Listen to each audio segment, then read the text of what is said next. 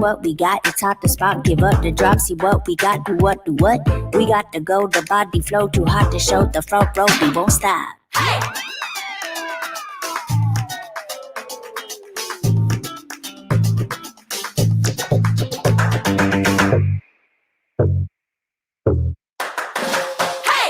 What I mean, wanna see, what I see, what I feel, wanna dream, wanna be, I'm a freak, what up? Oh, what up?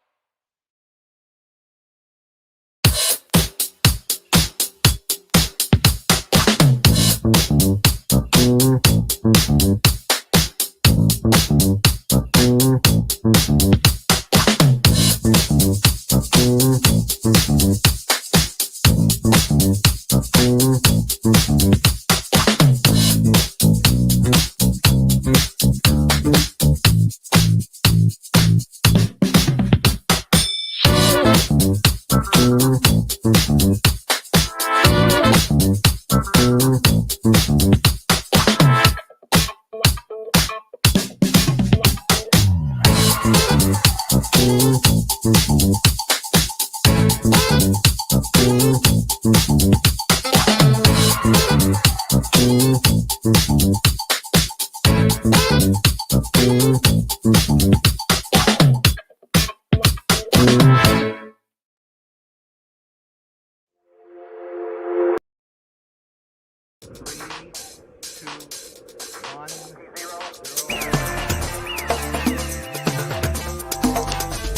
dos, tres, cuatro.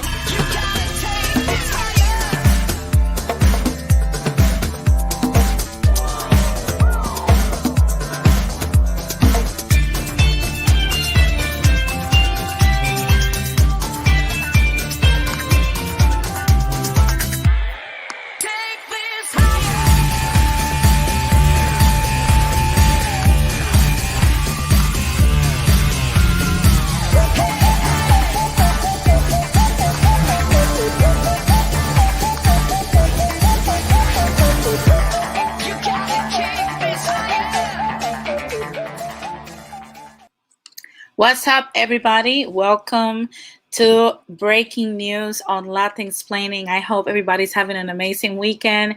I hope everybody's getting ready to start this new week and be productive. I see that JS, Late Night, Jose Negron, and others are here.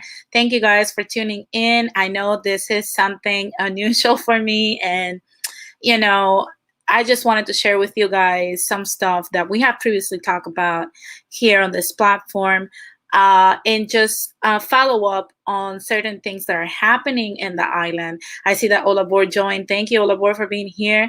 And definitely, let's just get this started. Recently, you guys know that I commented about the whole situation that's happening in the luxury construction happening in the complex Sol en Playa in Rincon, Puerto Rico.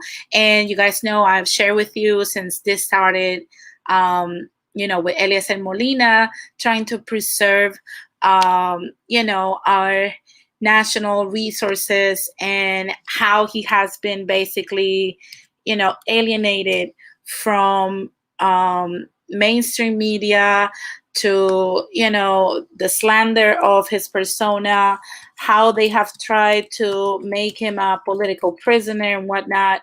We've seen all of these things. Now, the last time I spoke about, you guys correct me if I'm wrong, but I share with you guys how we were supposed to file a complaint regarding the whole situation, so that we could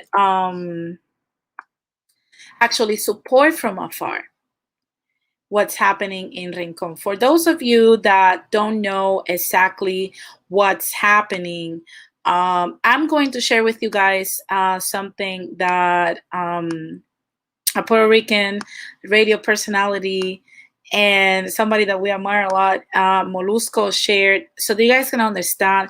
For those who are not familiar with the situation, a lot of the coastline in Puerto Rico after Hurricane Maria happened has been lost because the sea got into the water. And I'm going to explain something that many people don't understand. Our island in Puerto Rico is under the level of water as it is. So when hurricanes and storms and stuff like that happen, unfortunately, we have the sea reclaiming their space because it has to expand, and then it goes back to normal.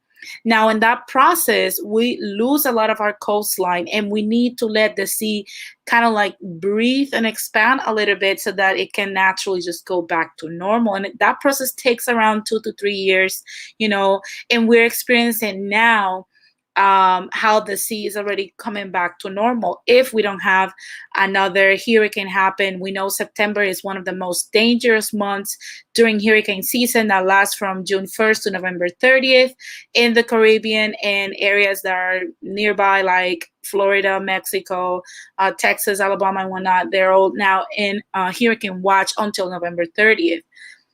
Now, in this graphic that you're seeing, the red line this complex. Lately, our government officials have decided to sell away our natural resources. We're seeing that they're selling away the outskirts of our national forest called El Yunque for $1.8 million, something that's ridiculous considering that that's literally a natural resource and it's priceless. Okay. And on top of that, they're selling this to American corporations or to, some of their good friends.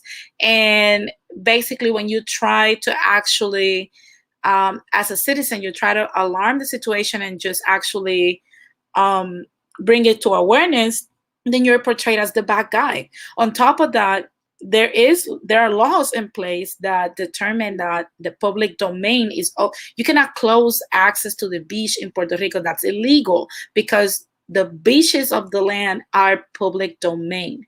Now, I want you guys to look at this whole situation. When the permit was approved in the 90s to build this luxury living complex, where the red line is, that was the limit of the property that these people have. Now, where the yellow arrow is at, that's where they have now fenced. So you guys tell me, in your opinion, let me know in the chat if they're stealing our beach from under us. And not only that, they're also blocking us from getting in there. They're fencing it with cement so that people cannot get into their public domain. So this is what basically Eliezer Molina has been protesting and bringing awareness to, because who granted that permit? Who authorized the situation to actually go further? Well, that person is called Machargo. The secretary of the Department of Natural Resources actually threw a blind eye at the situation, and this is what's happening. Now, you guys know that I requested that you guys, if you guys wanted to help, to actually fill out your complaint with the Department of Natural Resources. I'm going to put it on the screen again. So if you haven't done so, that's one way to actually help us out during this plight. And you just have to go to www.drna.pr.gov so that you can file your complaint and actually state that this is illegal and that you're in support of the people that actually are protesting this to stop. Now, during this, I believe it was last week, because of the amount of complaints that the Department of Natural Resources received, Secretary Machargo didn't have any other place to hide or nobody to throw the hot potato at. And he decided that, hey, let's just give the people what they're demanding because they are in the right. And especially when we try to get the FBI involved in this, that's when they decided to say, hey, let's just give the people what they want and let's just deem this construction illegal.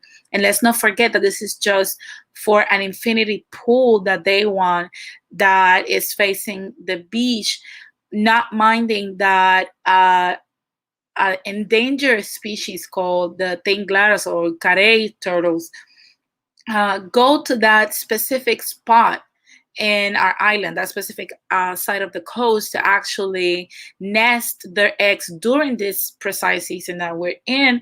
And they're basically unable to do that because now they're blocked. And we saw in previous streams how one of them even got stuck, and 180 eggs that she planted were digged out and threw away like they were trash.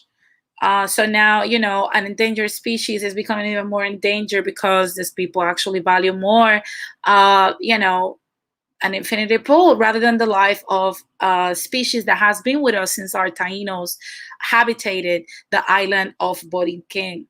So one thing I would say is that after that happened, it wasn't like long enough. I believe it was 2 hours later, we saw how immediately Secretary Machargo went back on his word and actually allowed, in a backdoor deal on a Friday night, the construction to continue. So they basically lied to the people, thinking that, hey, let's just give them something so that they can stop protesting, and let's just, go back to construction. And man, people are not having it. And what they did is that they basically made the public just go at it stronger. And Eliezer Molina has been posting crazy about this. And I'm going to say that this is so disrespectful to the point where in here, I'm going to show a video of how the Department of Natural Resources was trying to mimic that they cared.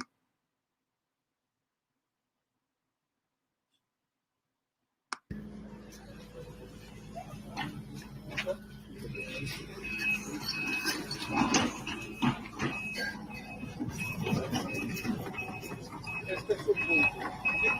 Al otro lado, vamos a ir hasta allá, es un punto. Ahí se supone que hay una línea de agua, de aquí para acá, nada, de aquí para allá,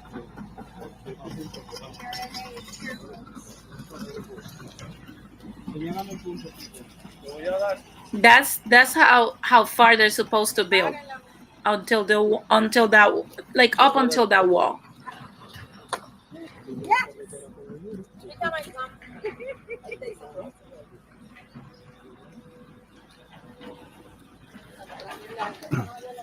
Es el licenciado de Recursos Naturales que le está diciendo a los vigilantes de dónde a dónde tienen que parar el proyecto y demolerlo, porque eso lo tienen que demoler. Esa fue la orden. Siempre se lo dijimos. Así que, licenciada Shirley Bocac, usted se colgó en Derecho. Y si no en Derecho, se colgó en comprensión de lectura.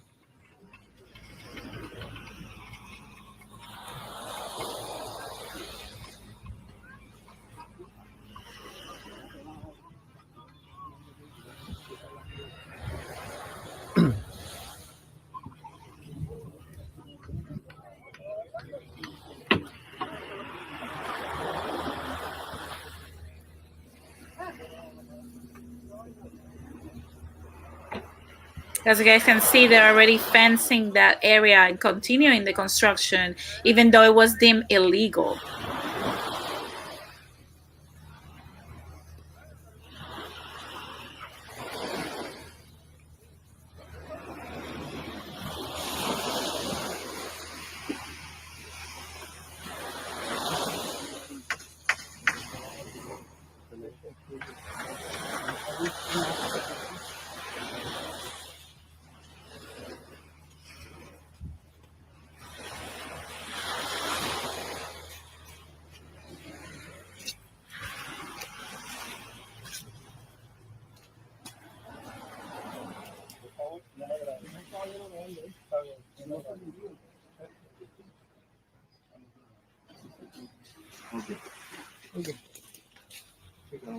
So you guys basically saw what they were trying to, mimic, as if they care, as if they actually, give a damn about what's happening. I see that Oliver says, this has happened in Miami. Beaches are public spaces. You're not allowed to have private beaches. Many luxury buildings set up security to harass the people who try to use the best beaches also in DR. Yes, definitely. In Puerto Rico, we have one of the most, well, not one, several of the most beautiful beaches in the world. And this is how they're damaging that stuff. By putting all this fencing and ridiculous stuff. Now, that was a week ago. That I believe this happened Monday. Tuesday, for some odd reason, Secretary Machargo was already going back on his word, and they went ahead and sent the police to actually cover the construction and basically reauthorize the construction site to continue with their illegal building without notifying the public. Now, there's another instance where Eliezer Molina actually covered, I think it was a year ago, when he said that our mountains were not supposed to be basically scavenged and take apart because you will risk them to become undone, and it will be detrimental not only for the environment but for the safety of the people. And look at what happened, because they continue to dig into the mountains of Puerto Rico.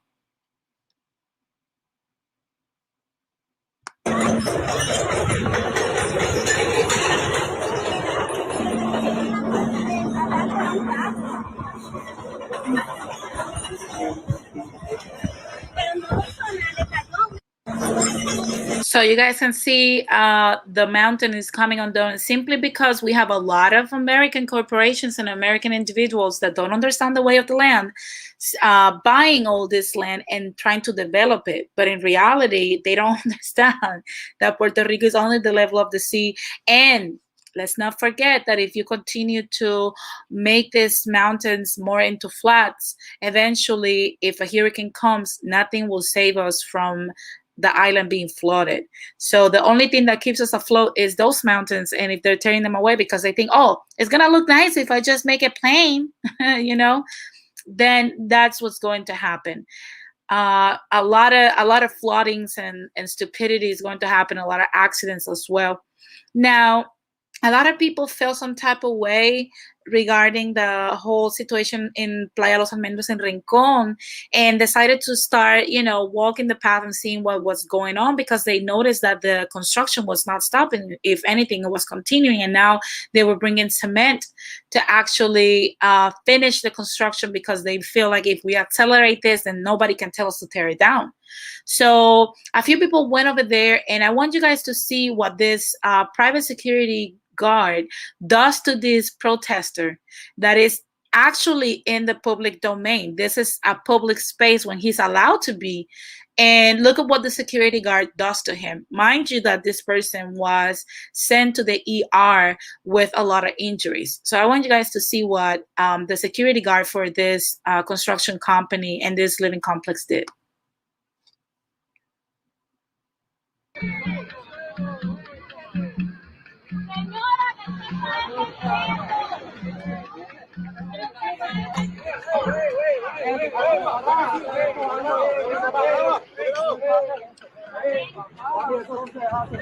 Mira. Policía. Agresora. Abusadora. Usted la agredió.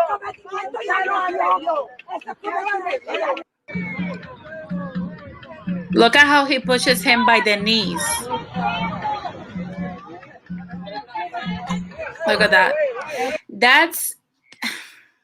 I'm just going to say it, Oh my God. You have to be either a freaking beast or actually super stupid, to actually do that to a person. I'm going to play it a third time so you guys can see what he does when he pushes somebody. Imagine that guy would get hit in the head. That is concrete what he's pushing him against.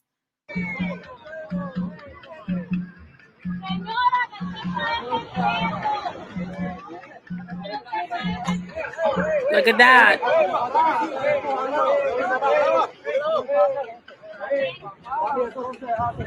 Mira. And look at the Puerto Rican Karen. That is a Puerto Rican Karen calling the cops on actual protesters to actually oversee private interest, which I do not understand. So after that, situations got even more heated, and the police in riot gear started arriving. And I want you guys to see that.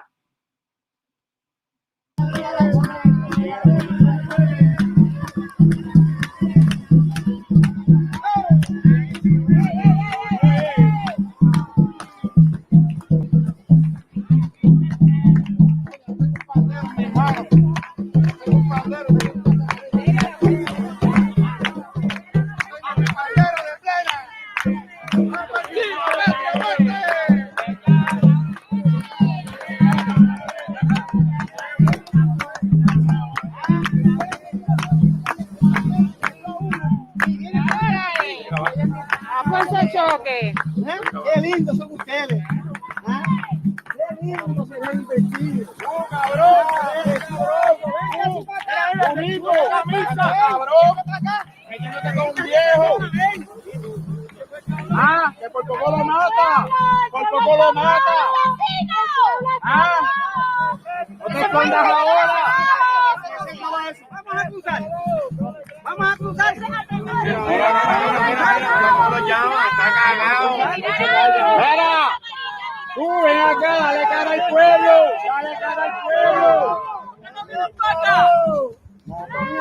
¡Ven!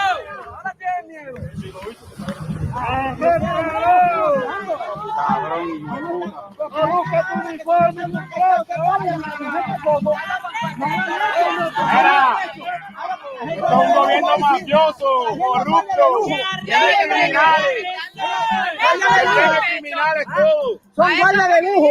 Mira, trajeron guardias de muñequitos de lujo, mira. Para que los vean nosotros.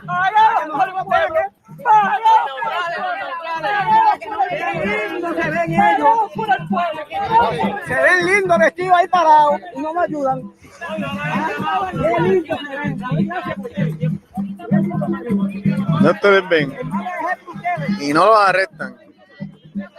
Pero para arrestar a los ciudadanos no hay problema alguno aquí.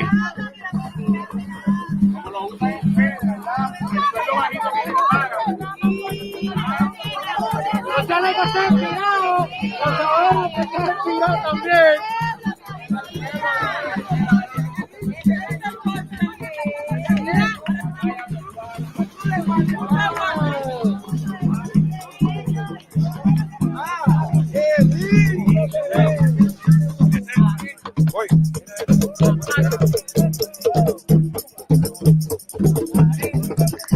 So basically, you guys saw like how we have more people, you know, coming into Rincon to actually protest after they saw what happened. And the police in riot gear actually thought that people were going to get intimidated. And if you guys don't know, a Puerto Rican, when we see police in riot gear, that means let's get over there and annoy the crap out of them to see what they're going to do. That's something that I don't know why in all the confrontations I've seen the Puerto Rican telephone company. I've seen what happened with Pesquera in the feminist collectivity. I've seen a lot of situations happening when they bring what we call La Fuerza de Choque, which is the police in riot gear. It never ends well because in Puerto Rico, we don't take that. We take that as a challenge and as a slap in the face. So I want you guys to see the reaction of the public when they saw that. Then they were deploying police in riot gear to the public domain.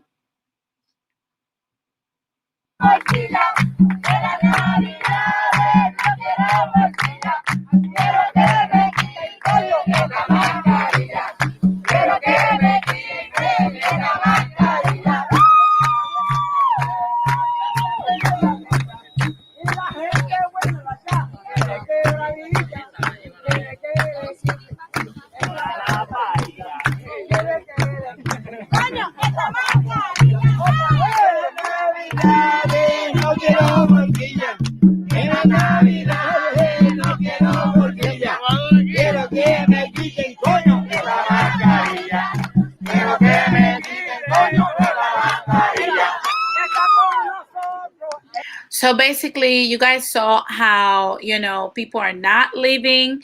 People are sleeping in the beach, okay? This is, I believe, the third night that people are sleeping over there.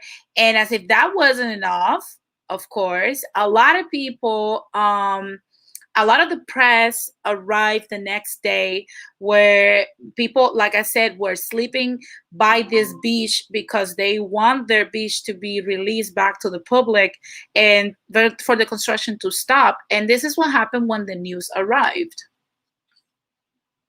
Que hubo una agresión. Sí, acaba de haber una agresión por parte de una de las residentes del condominio y por parte de uno de los guardias de seguridad del condominio con una de las personas manifestantes que está fuera de la propiedad privada. Los guardias acaban de verlo, todo el mundo aquí ha sido testigo y no vemos que los arresten como arrestan a los manifestantes. Esta construcción es ilegal. Aquí ya hay una orden de que se demuela todo lo que está de ese muro hacia adelante. Y yo le doy las gracias a este canal que está entrevistando esto, porque pasando el canal noticioso, ustedes mismos tienen un charlatán sentado allí que se llama Cobo Santa Rosa diciendo que esto es legal cuando es completamente ilegal y son tan culpables por permitirle a esta persona que difame y desmiéntame ahora con el documento que tenemos. Eliezer, ¿cómo no sabe? hay más entrevistas porque ustedes son culpables al tener a Cobo Santa Rosa sentado ahí sirviendo de vehículo para que una construcción ilegal se efectúe. Bueno, muchas gracias. Que hubo una... So you guys saw how he said he was not going to give any more interviews because one of the people that they have in the news channel saying that that's illegal construction and Eliezer Molina is just a lunatic.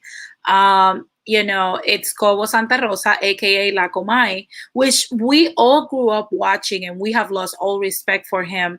And basically, he said he's not going to give any more interviews because we have seen how this is illegal, how this is happening. So on that second night, the police and this construction site thought that people were going somewhere.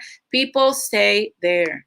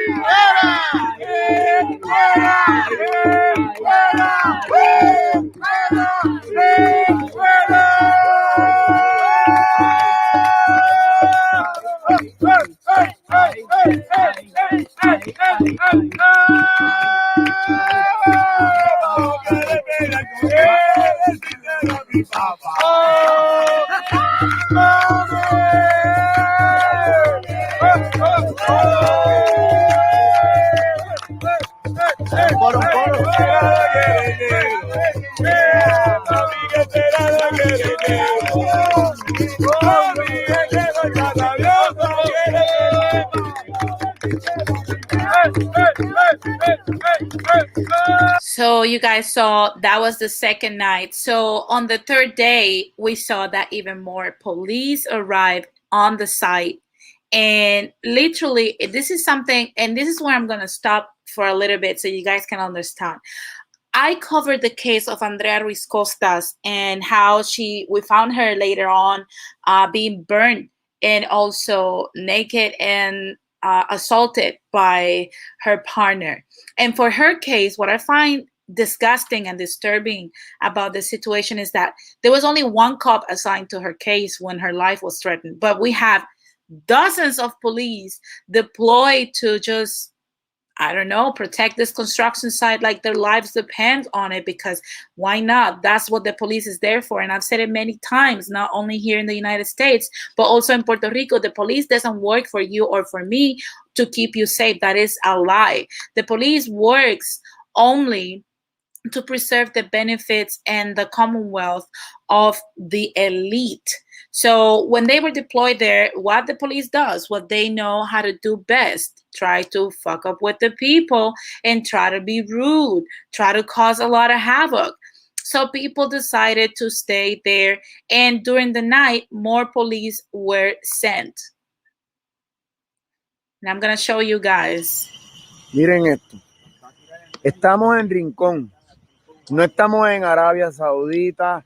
Esto no es nada por el estilo. Y yo quiero que ustedes vean y sean testigos de esto.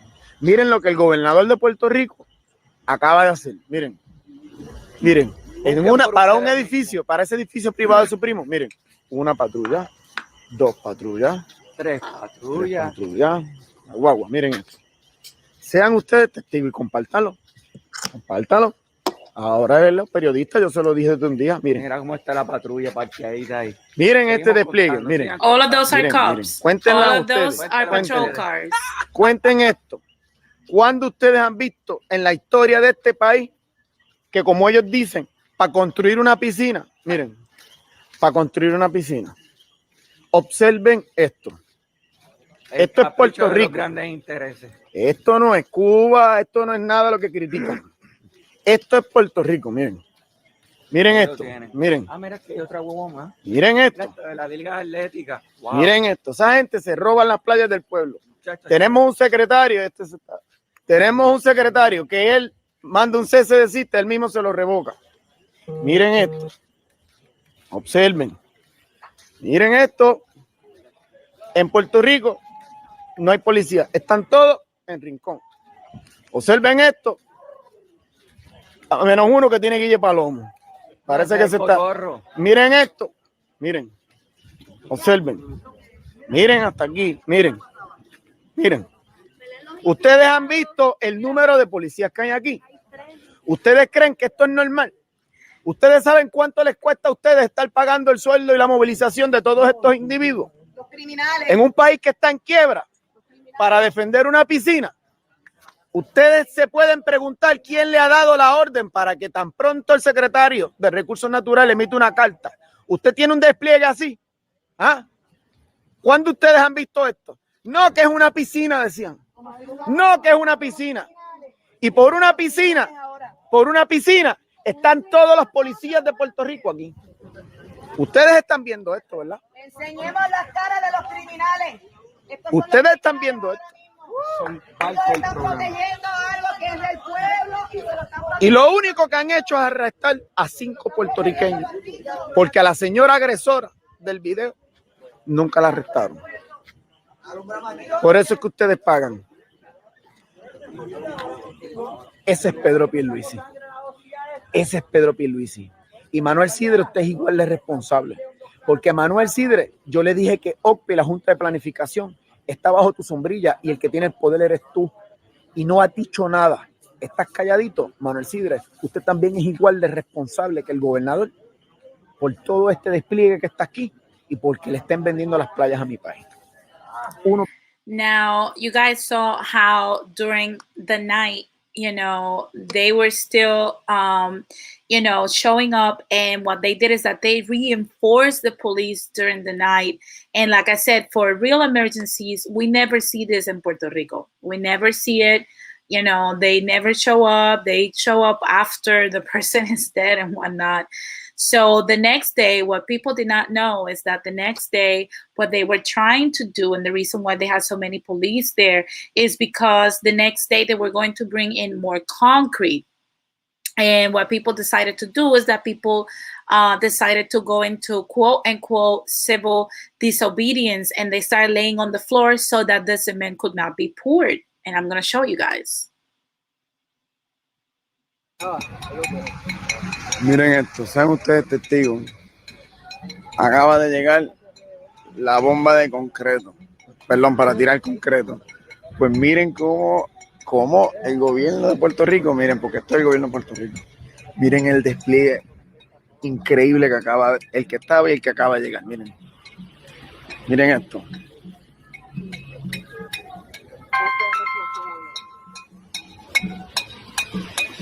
Miren esto.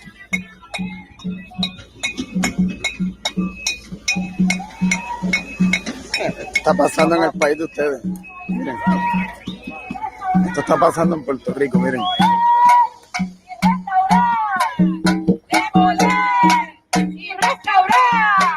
Miren esto.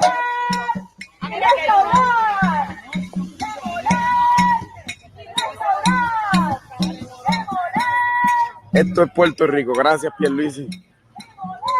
Brutal te está quedando, miren. Miren esto. Decían que era una piscina nada más. Eso es una piscina nada más. Cuando ustedes han visto que el gobierno, aquí pueden matar a la gente y ustedes nunca van a ver una cosa así. Pero es una piscina. Miren.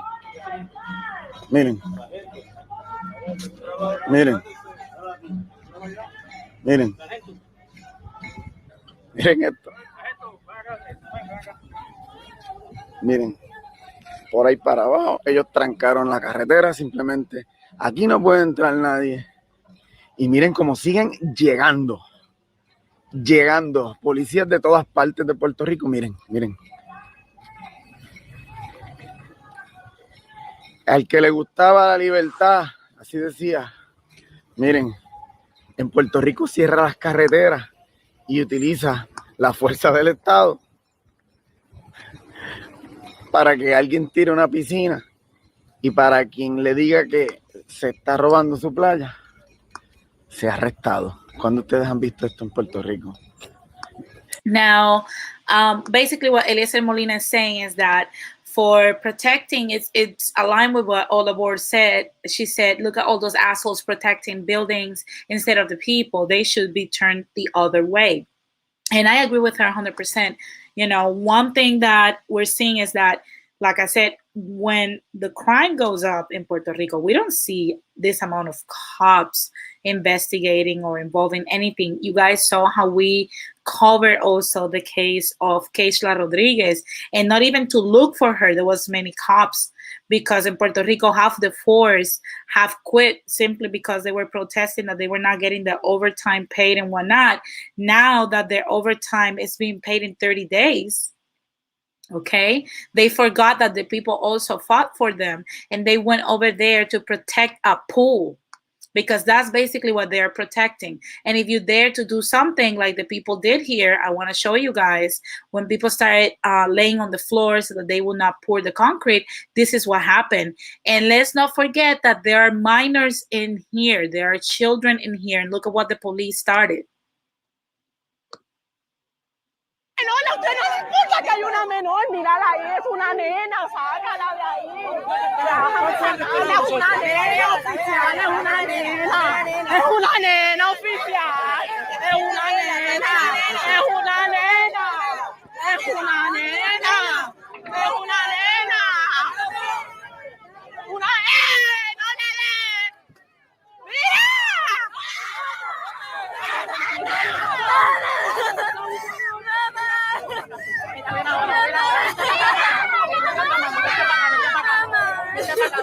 Ya, mamá, ya. Ya.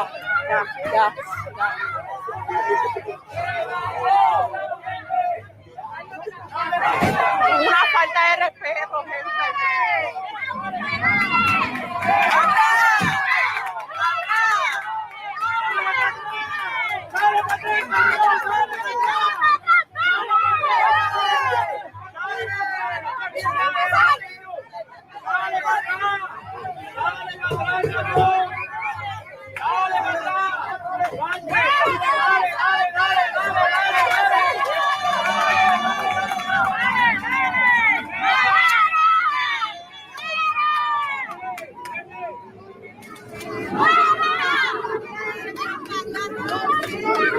Para eso sirve, para romper la mierda, siga haciendo mierda.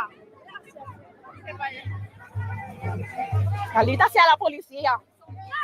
Nos destruyen, no nos defienden, nos destruyen. Nos dividen, nos siguen dividiendo.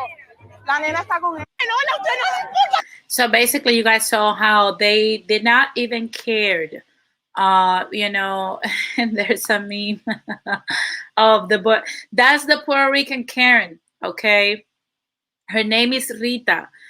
This is not just an American notion now. We have also Puerto Rican Karens, and that's how they look, okay? That's the Karen starter kid is yelling "Policía" with a cell phone on and being overly dramatic after she was the one who ordered the security guard to push that gentleman that you guys saw that is still in the ER in critical condition because he was hit in his ribs.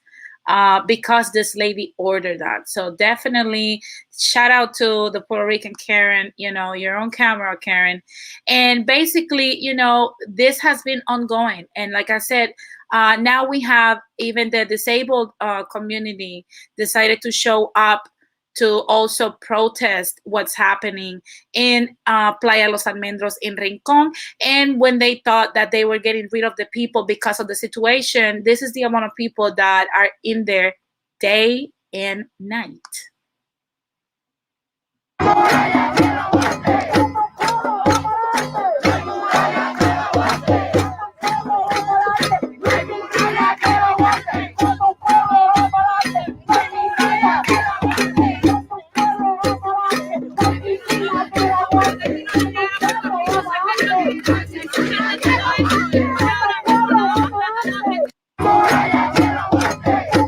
So as you guys can see, that's what's been going on. Like I said, they thought they were going to get rid of us, that we were going to just go away. It's not happening, okay? We're not going to let them destroy our beaches. Now, Governor Pierluisi, for those who do not know, all our words like cowards, they look the same. Yeah, they are the same. Don't make no mistake.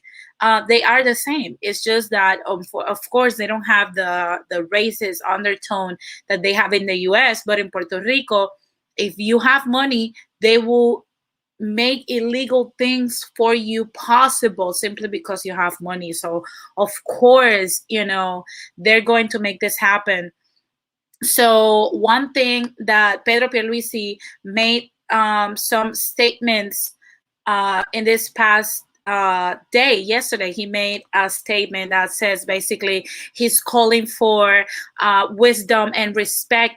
He's like, there is a right to protest, and that's non-questionable. But we don't have a right for is for violence or the property damage, especially when it's private, because that is a felony. You can have differences, but we have to defend the rights of everybody. The Puerto Rican government has the duty to make sure that those rights, and if needed, that those rights are enforced, and if needed, the Puerto Rican police will intervene to guarantee order. I don't know if that assimilates with something we heard last year, but also now in Puerto Rico, a lot of people started addressing Governor Pierluisi because he's on vacation at this point. And let's not forget that his cousin is the one that's behind this. So that's why basically the permit was re-granted. And Secretary Machargo from the Department of Natural Resources backtracked from what he said. And one thing that basically the police were doing and that the people were clashing with them is because they want this to be the end. And basically Governor Pierluisi granted the police the permission to start making arrests on what people are protesting, and what the people are demanding is their right, which is, by the way. Now, Eliezer Molina yesterday did some declarations on his Instagram page, and he basically stated, Governor Pierluisi, if what I heard from Corchado is true, that Corchado basically is with the police, is like that we're going to have special arrest, and one of the people that are going to be arrested is Eliezer Molina. You have just turned into a dictator, and basically that will be provoking the people. And if you guys can go through the whole comment section, people are saying that if they arrest Eliezer Molina as a political prisoner, which is something that's illegal, they're going to repeat what we saw in 2019 during that summer, when the people of Puerto Rico, not only in the island but all across the world, wherever we're 10 million people, all of us protested to demand the resignation of our governor. And as I mentioned before, you guys have seen how this governor that we have right now is from the same collectivity, and the people are with Eliezer.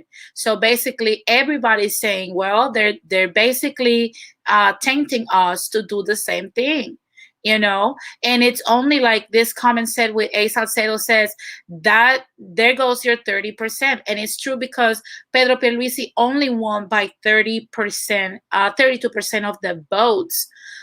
So basically, like I said, people are already getting ready to witness the arrest of Eliezer Molina, unfortunately. And if that is to happen, I'm going to say it here, okay? If this man gets arrested, be sure to brace yourself, because we're going to see a repeat of the summer of 2019. People are not going to have it. We're not going to allow a political prisoner, especially somebody that's looking out for our benefits and our future generations' natural resources, to be kept. We're not going to witness him being put behind bars simply for protesting something that is our birthright. Now I'm going to read some of the comments before I continue. I see that Adormi is here. Hi, Adormi.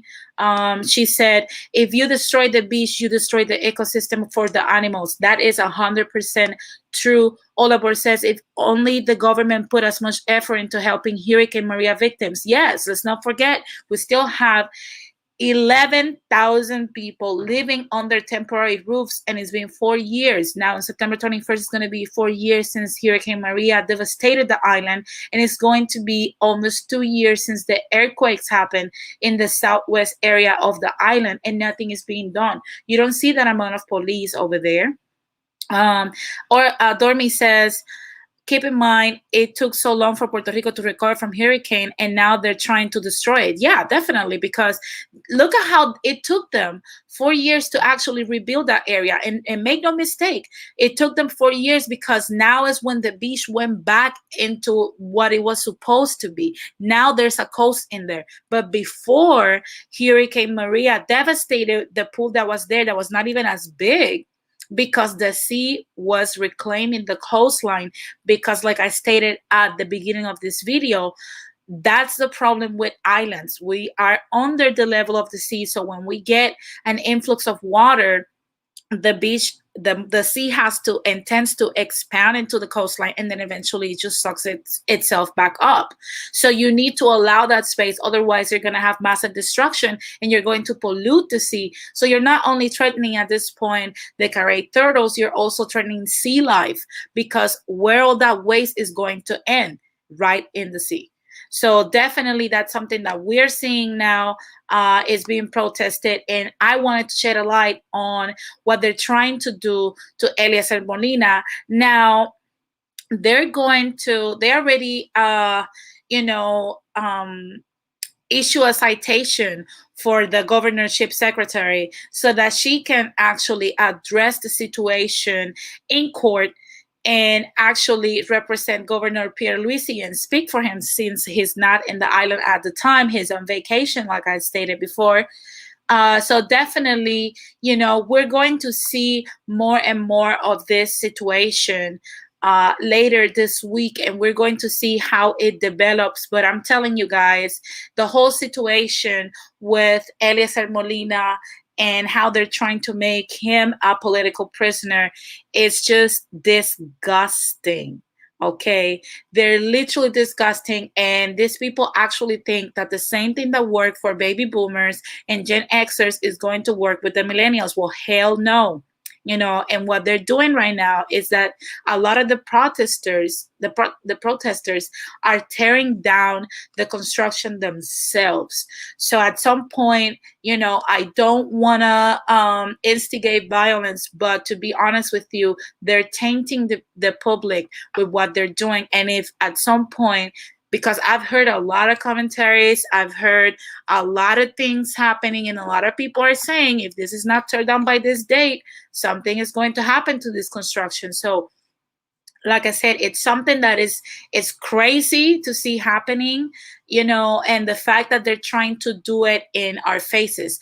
I don't know if you guys watched my interview with El León Fiscalizador that I did a few weeks ago, when he was discussing how the corruption in Puerto Rico is not even covered, it's in your face. This is what he was referring to.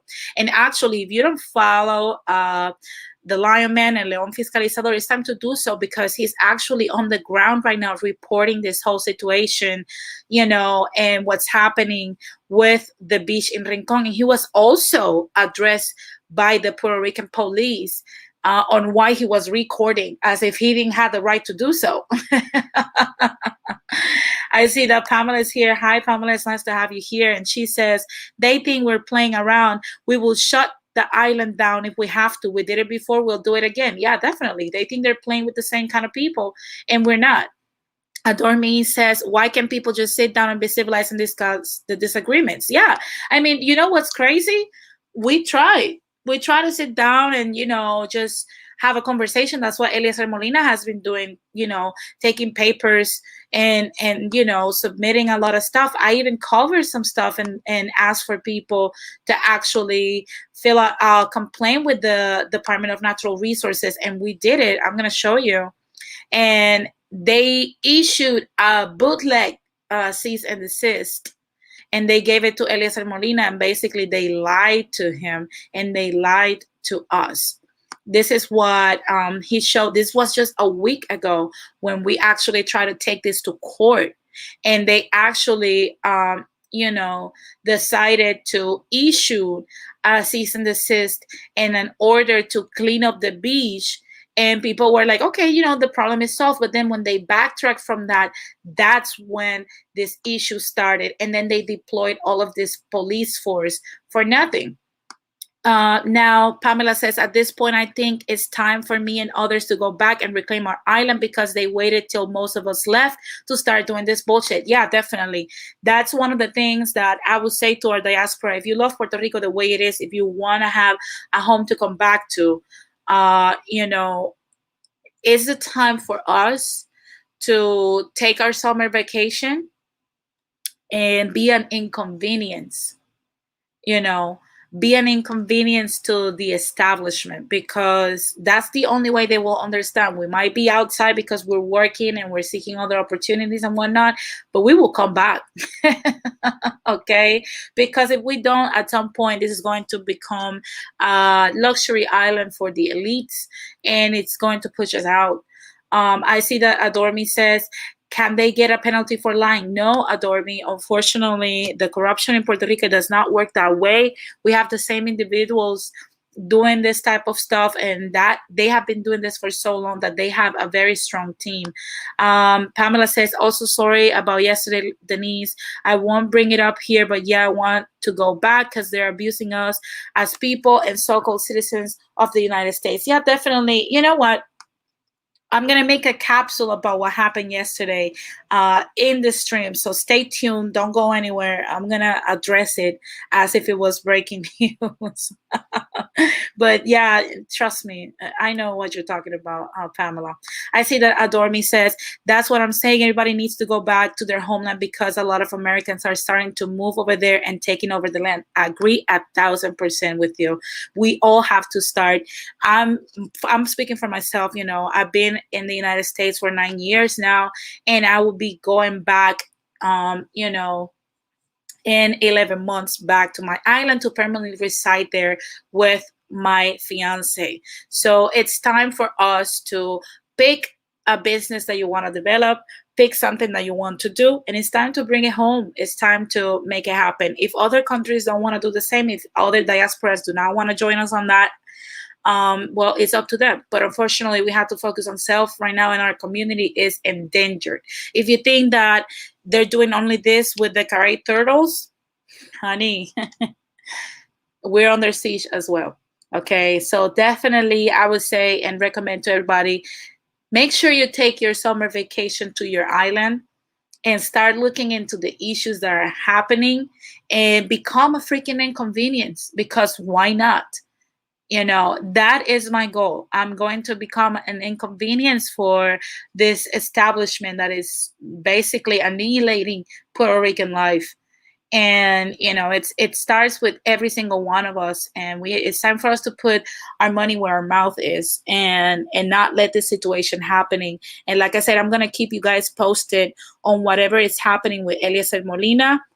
I'm going to keep you guys posted on what's happening also with another topic that I wanted to touch on with the news and every situation. I don't know if you guys noticed, but the truckers in Puerto Rico actually united because since 2005 they were promised a raise in their payment, and because of the oversight board, this was not granted, when in reality they are private contractors and independent contractors. So of course, I see that Smoothie is here. Hola Smoothie, buenos días. Basically, you know, this is a private matter. I don't understand why then we have the oversight board regulating how much our truckers get paid. That was super weird to me, but truckers decided to paralyze the island and not deliver anything that was not medicine or anything involving health supplies. They only delivered those. They did not deliver gas, food, or any other goods for several days until they got their pay. Now, the government and the truckers union came to an understanding, and now they're going to get paid accordingly, because they were constantly telling them, oh, the inflation has only been 3%. You guys should not be caring about that. You guys should not be complaining about that. But in reality, the inflation in Puerto Rico is twice as much as the US. Every time the US goes 1% up in inflation, for every percentage that the US goes up, Puerto Rico goes 2% of that up. So basically we had a 7% increase on the inflation that happened after the 2008-2009 crisis. So, you know, in 2005 they were supposed to go up, they didn't, and now it's 2021 and they had to actually just not take it anymore because these people have families to feed. Now, I'm still a little bit skeptical about this because I believe the oversight board will have a say on this, and their austerity measures will go into this whole thing and overspill. I will keep you also guys posted on that, and let you guys know what's happening with the truckers union and what they're going through and whatnot. Also, what's happening with Luma and other things that I will touch on tomorrow on the show. So definitely stay tuned for that. You know, tomorrow's show is going to be lit. I'm sorry, because trust me, a lot of things are happening. A lot of things are happening really fast, which is crazy because this whole situation with Rincon is happening at the same time that the truckers union is protesting. It's happening at the same time when we're seeing an endangered species as manatees, even though I personally don't feel any love for them, but I want to see them live so that my kids and the kids of my kids can see them and enjoy them as well. And we're seeing them going down from 300 to 289. Now I see that Pamela says the United States think that this is breaking us. All they're doing is riling us up to start fighting back. Definitely, you know, we always been in that position because we don't have the numbers, but because they gentrify us so much, we found alternate solutions, and one of those solutions was to come to different places. And at this point, there's Puerto Ricans even in Switzerland. But that also created another positive for us, and that is that from the 3 million that we were in when the US invaded our island, now there's 10 million Puerto Ricans all around the world, including 2.5 million in Puerto Rico and 8 million here in the US. No, 6 million in the US, I'm sorry. Now, Adormi says, America wants everybody to think that they are the only country that people can live in. They want you to get comfortable and to not leave. Yeah, definitely. You know what, Adormi, now that you say that, there is something, you know, that I would say for you guys to look into the Carlisle schools and how they put us in there. I've been reading about that lately a lot. And to be honest with you, the concept of Carlisle schools in the past was to grab tens of thousands of Puerto Rican kids to blend them into the Americana. That's what was spilled into us. And a lot of kids actually died in the Carlisle schools here in the US. Okay. And now I see that the Carlisle schools today, in my opinion, the way they lure us into blending into the Americana is by offering us jobs. So they're bringing us here to indoctrinate us massively with this concept that we're less, that we need to, you know, be workers and to do this, all this stuff for the US and for the Republic, that, you know, we're not catching up. But now this generation, for some reason, the millennial and the Gen Z generation are catching up on this, and we're not letting it happen. And I'm so proud of my generation for this. I see that Smoothie says this is very disheartening. I appreciate you, Denise, for speaking up about this. Definitely. Thank you very much, Smoothie. And yeah, it's something that, you know, if you're Puerto Rican, it hurts to be Puerto Rican lately, you know, because we're seeing this happening, like I said, at an accelerated pace. It's not something that's happening slowly like it used to. It's happening so fast. It feels kind of weird. And I don't want to, you know, be the bearer of bad news, but in my opinion, if you ask me, something is in the background. And I don't want to think it's related to our status, but I want to think it is because I want to be prepped for it. So brace yourself, because I believe that all these things that we're seeing now, all this propaganda about Puerto Rico, all these gringos and Yankees trying to, you know, talk about Puerto Rico, make it look like it's cute. We have Logan and Jake Paul destroying the Carey turtles nesting season and whatnot. And we have all these people going in and out of Puerto Rico, while we have a lot of Yankees buying even the mountains of our island. That tells me that eventually we will have more Yankees voting for statehood for Puerto Rico, and that will push us out completely. So it's time to come back. Okay, now guys, those are the breaking news that I have for you guys today. Tomorrow I will brief you more into what's happening. And also, I want you guys to like this video so that it can be sent to more people and the algorithm can push it out. So make sure you like, and if you don't like it, dislike it as well. Like or dislike, I don't care. But it's time for us to actually, start talking to each other. And that's something that often, and I consider myself even guilty of it, because sometimes when we come here and we see our diaspora and how disconnected they are from us, we tend to be hostile to them. And personally, I'm going to speak for me. I'm not speaking for other Puerto Ricans because I don't know if they feel the same. But I'm going to say this to our diaspora. We love you. You're still a part of us. And it's time for you guys, if you feel it in your heart that you're Puerto Rican and you love our culture, our people, our land, and our island, please help us. Please join your people. It's time to do something together. Let's put our differences aside. I get it. We can be very hostile. We're all Puerto Ricans. We don't give a fuck about people's feelings. That's something we all have.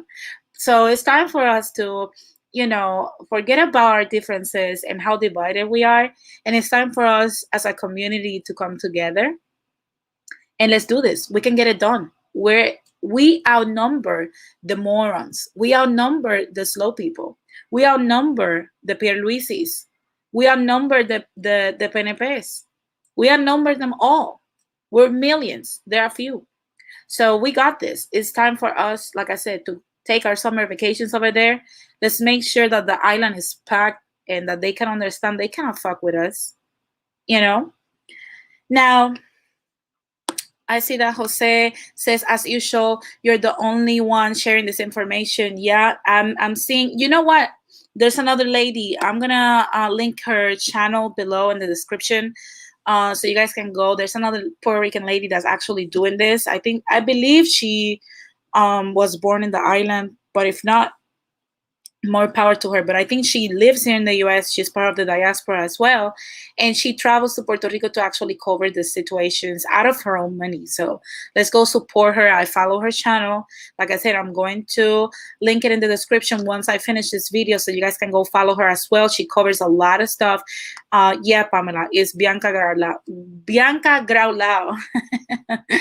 And she says, our community thinks we're privileged. They must not see what's going on. Yeah, definitely. Our collective and the Latino diaspora, I've had a few back and forths with some of them. I'm not going to say all. And that's something, I'm going to say something, okay? I'm so fed up with people that live in this whole matrix and little cloud that they believe that, when you say a statement, it embraces all people as if everybody is the same. Nobody in the world is the same. We're not photocopies of each other. So when I say this group, I'm referring actually to that selective group of people that happens to be Latinos, okay? So basically, the slow tip circus, believe in that. They think we're privileged because they don't understand, and they drank the Kool-Aid of the gringos, and they don't understand that we're portrayed as privileged because they think, oh, U.S. territory, oh, U.S. citizenship and whatnot. But they don't understand that in Puerto Rico, we have gone through mass gentrification to birth control that has killed a lot of women, that a lot of our women actually were stripped of their wombs when they just went in have their second child. They don't understand how they had the Operation Bootstrap that treated us like crap. They don't understand how they have killed our heroes, how they torture Aviso Campos, how the FBI blackmailed our politicians to sell away our country, how we had the gag law that put a lot of our people for 10 years in jail just for speaking or displaying your flag. They don't understand a lot of the things, and I'm not trying to do like a oppression Olympics, but I do understand as a Puerto Rican, even though I don't know the extent of or the intricates of how other countries have battled the US and their own issues, because not everything that happens in the country I know that at least I know that every Latin country is going through their own form of hell. Okay, just because white Saudi, Yankee Saudi doesn't treat us the same way, that doesn't mean that we're privileged, okay? We have bled to have a second-class citizenship with the U.S. So do not come at me and tell me that Puerto Ricans are privileged because, honey, Puerto Ricans don't happen to have a community in the East Coast because choice. Nobody wants to abandon an island that a lot of people in the world goes to vacation as a luxury paradise simply because we left our island because we had to. Okay? So don't come at me with that bullshit that we're privileged, because if we're so privileged, then why you're not down there? Go over there. If you think Puerto Ricans are privileged, go over there. If you think Puerto Ricans are privileged, go interview the New Ricans and they'll tell you how privileged they are. So come on, miss me with the bullshit. Pamela says, Chet, it's our own people and those government messing us up as well in Latin America. Definitely, exactly. Instead of getting mad at the Puerto Ricans because you think somehow we're privileged, why you don't get at AMLO? Why you don't go and get a Duque in Colombia? Why you don't go and protest your own governments in Honduras, letting women get killed and having a narco state? Why you don't protest that shit? Don't come at us. I'm sorry, but I call it my Puerto Rican pride, but that's the way I feel. And I know my feelings don't matter, but it's the way I also think. So that's how I wanted to close that specific thing. Now let's get into something that I did not want to talk about, but I'm going to go into it a little bit simply because I can. Yesterday, I was on a stream with Radical Latino, and it was about single mothers and colorism and a lot of stuff about, what's happening in this low IQ streams with Chem 123 and whatnot. And, I don't agree necessarily with a lot of the divestors simply because you guys know without a community, what the hell we are, okay? Now, I would say that,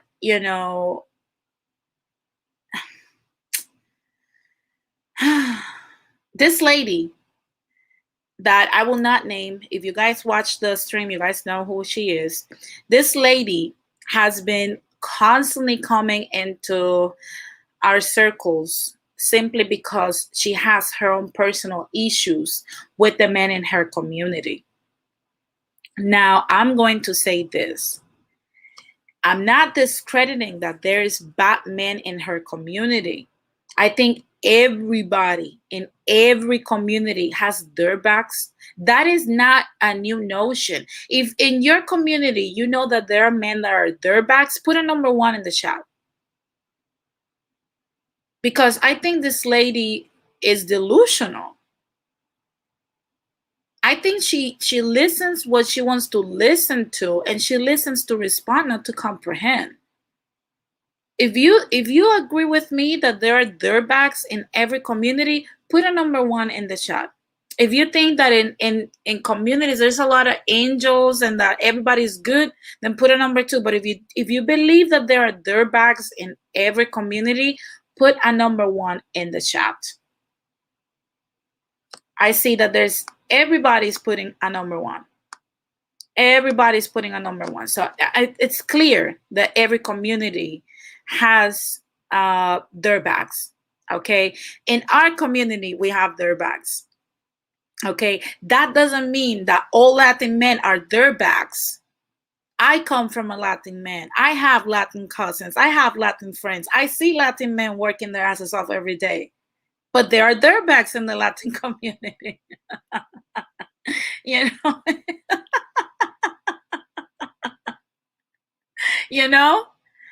So when I'm talking about Black men specifically, I'm coming from the premise of the men, not dirtbags. And that is the problem that I'm having with these people, these divestors. And that is something that they will never look at music only. He's like, two Latino men are kings. Yeah, the good Latino men are kings.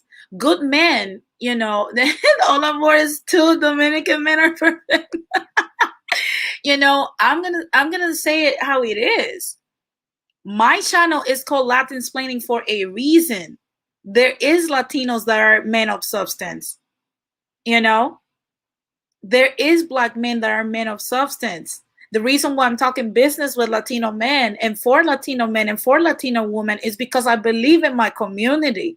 Just because I'm dating somebody or marrying into somebody that's not from my community, that doesn't give me the right to go back to my community and talk shit about my people.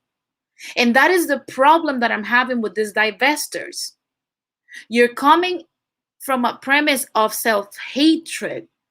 You have hatred for your community. I don't have any animosity for my people. I have brought Latino men into this platform that are professionals. I have brought Latino men into my platform that are men of substance.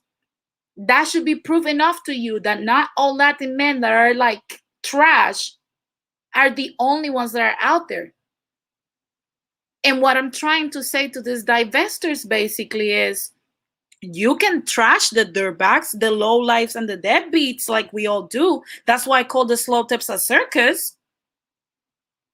But what you're not supposed to do if you're pro your community is come here and trash your whole community. Because in my community, I still have decent men that form a part of the community. They're a part of me. So how can you be pro your community but still come at the good men that I see every day? Black men being good fathers, being excellent workers, working their asses off. But you come at those and also tell them, oh, you know, you're a dusty, you're this, you're that, you're blah, blah, blah, blah, blah, blah, blah. What the hell? You can still marry whoever you want, but you're never going to forget where you're from. Your first love is for your people. And that is what that's basically what I do. I'm here talking about a Latino man specifically. I talk about Eliezer Molina all the time. That's a Latino man that makes me proud. How am I gonna get on a platform? And that's what I'm basically trying to tell the divestors. How am I gonna get in a platform that trashes Latino men? How am I gonna get on a platform if I was African American? How do you guys get on a platform that trashes the Black man? When you're a Black woman yourself, that speaks volumes about you, not about the men. Because you have to understand that you attract who you are. Mediocre people tend to gravitate between each other. That's why the slow tip circus gravitate between each other. That's what you only find on our platforms that are of substance, people of substance, because people that are similar tend to gravitate around each other. So if you have only encountered dusties, deadbeats, poor men, and trash, you have to start looking at yourself. You attract what you are. And that is not the fault of the good Black men. You simply do not attract those men because of who you are. There is something internal that you have to find and fix. Now, another thing that I want to say is these divestors are so invested into the whole situation with their men that they come into these circles and attack women like myself that are with a decent Black man that is good to them and it has worked out.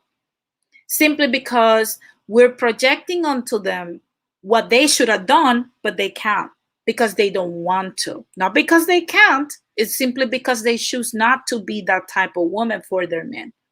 Because if your man is asking you to be a specific way for them because that's what they like and you refuse to be that way to cooperate with them, then you can later not complain about the choices they're making. And this is a problem with the divestors. These divestors basically renounce, and specifically this woman They renounce to a community. They call themselves, oh, I'm for self. There's no problem in that. Be for self. That is amazing that you're for self. But then you're not supposed to come back to the same community you say you're not a part of and start talking mad shit, because then you start looking salty. If you think that that looks salty, put a number 1 in the chat. If you leave a community, for example, let's say tomorrow I work for, let's say I start selling Mary Kay, for example, right? If I start selling Mary Kay, you know, and all of a sudden, I don't know, Tupperware hires me and says, hey, you know, Mary Kay is paying you $20 an hour. I'm going to pay you $60. And I'm going to treat you with love, and I'm going to treat you with respect. And I go to this other company with Tupperware and I quit. I'm not going to be talking shit for years down the line about how Mary Kay did not treat me well. I'm going to be talking about how great Tupperware is, because I'm not salty. Pamela says divest means to separate. Yeah, it's they don't understand their own movement. What is the antonym, the contrary to divest, is to invest. If you don't invest in something, then why you're talking about what you don't want to invest in? You're salty. You're salty.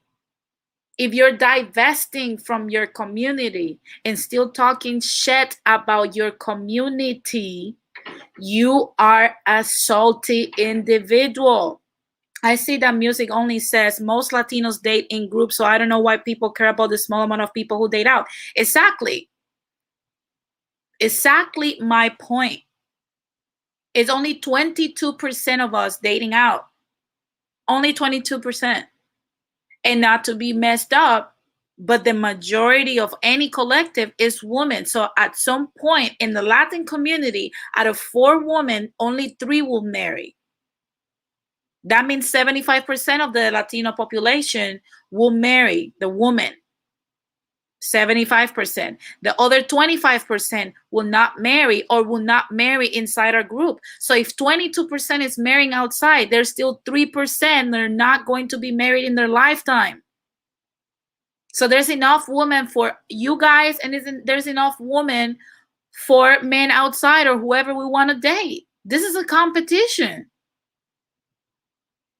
Now we got to go to another communities to actually find a man if we want to. So if we date other men, you still have plenty of women to date from. Most communities do Music Only. When he says it's a fact that most Latinos date in group, most groups date among themselves. 80% of the Black community marries, and 80% of the Black men marries Black women. Only 20% of them marry outside. 80% of the Black men date and marry Black women. 90% of Latino men date and marry Latina women. As a matter of fact, the group that marries out the most is white, because Asian don't. Asians do not date in large numbers outside because of a lot of things. Music Only says, I will date a Russian girl. More power to you. Go for it. We're going to have a Russian Latina. Rushtinos. You're going to have Music Only. So, these divestors, another thing they do that it's hilarious to me is that I consider myself an Afro-Latina simply because I also come from a Black Latino man, and I carry that with pride. And I have African features, I have African heritage, and I rock it, because let's just put it out there. If you're Puerto Rican, Dominican, or Cuban, you know that we're also African.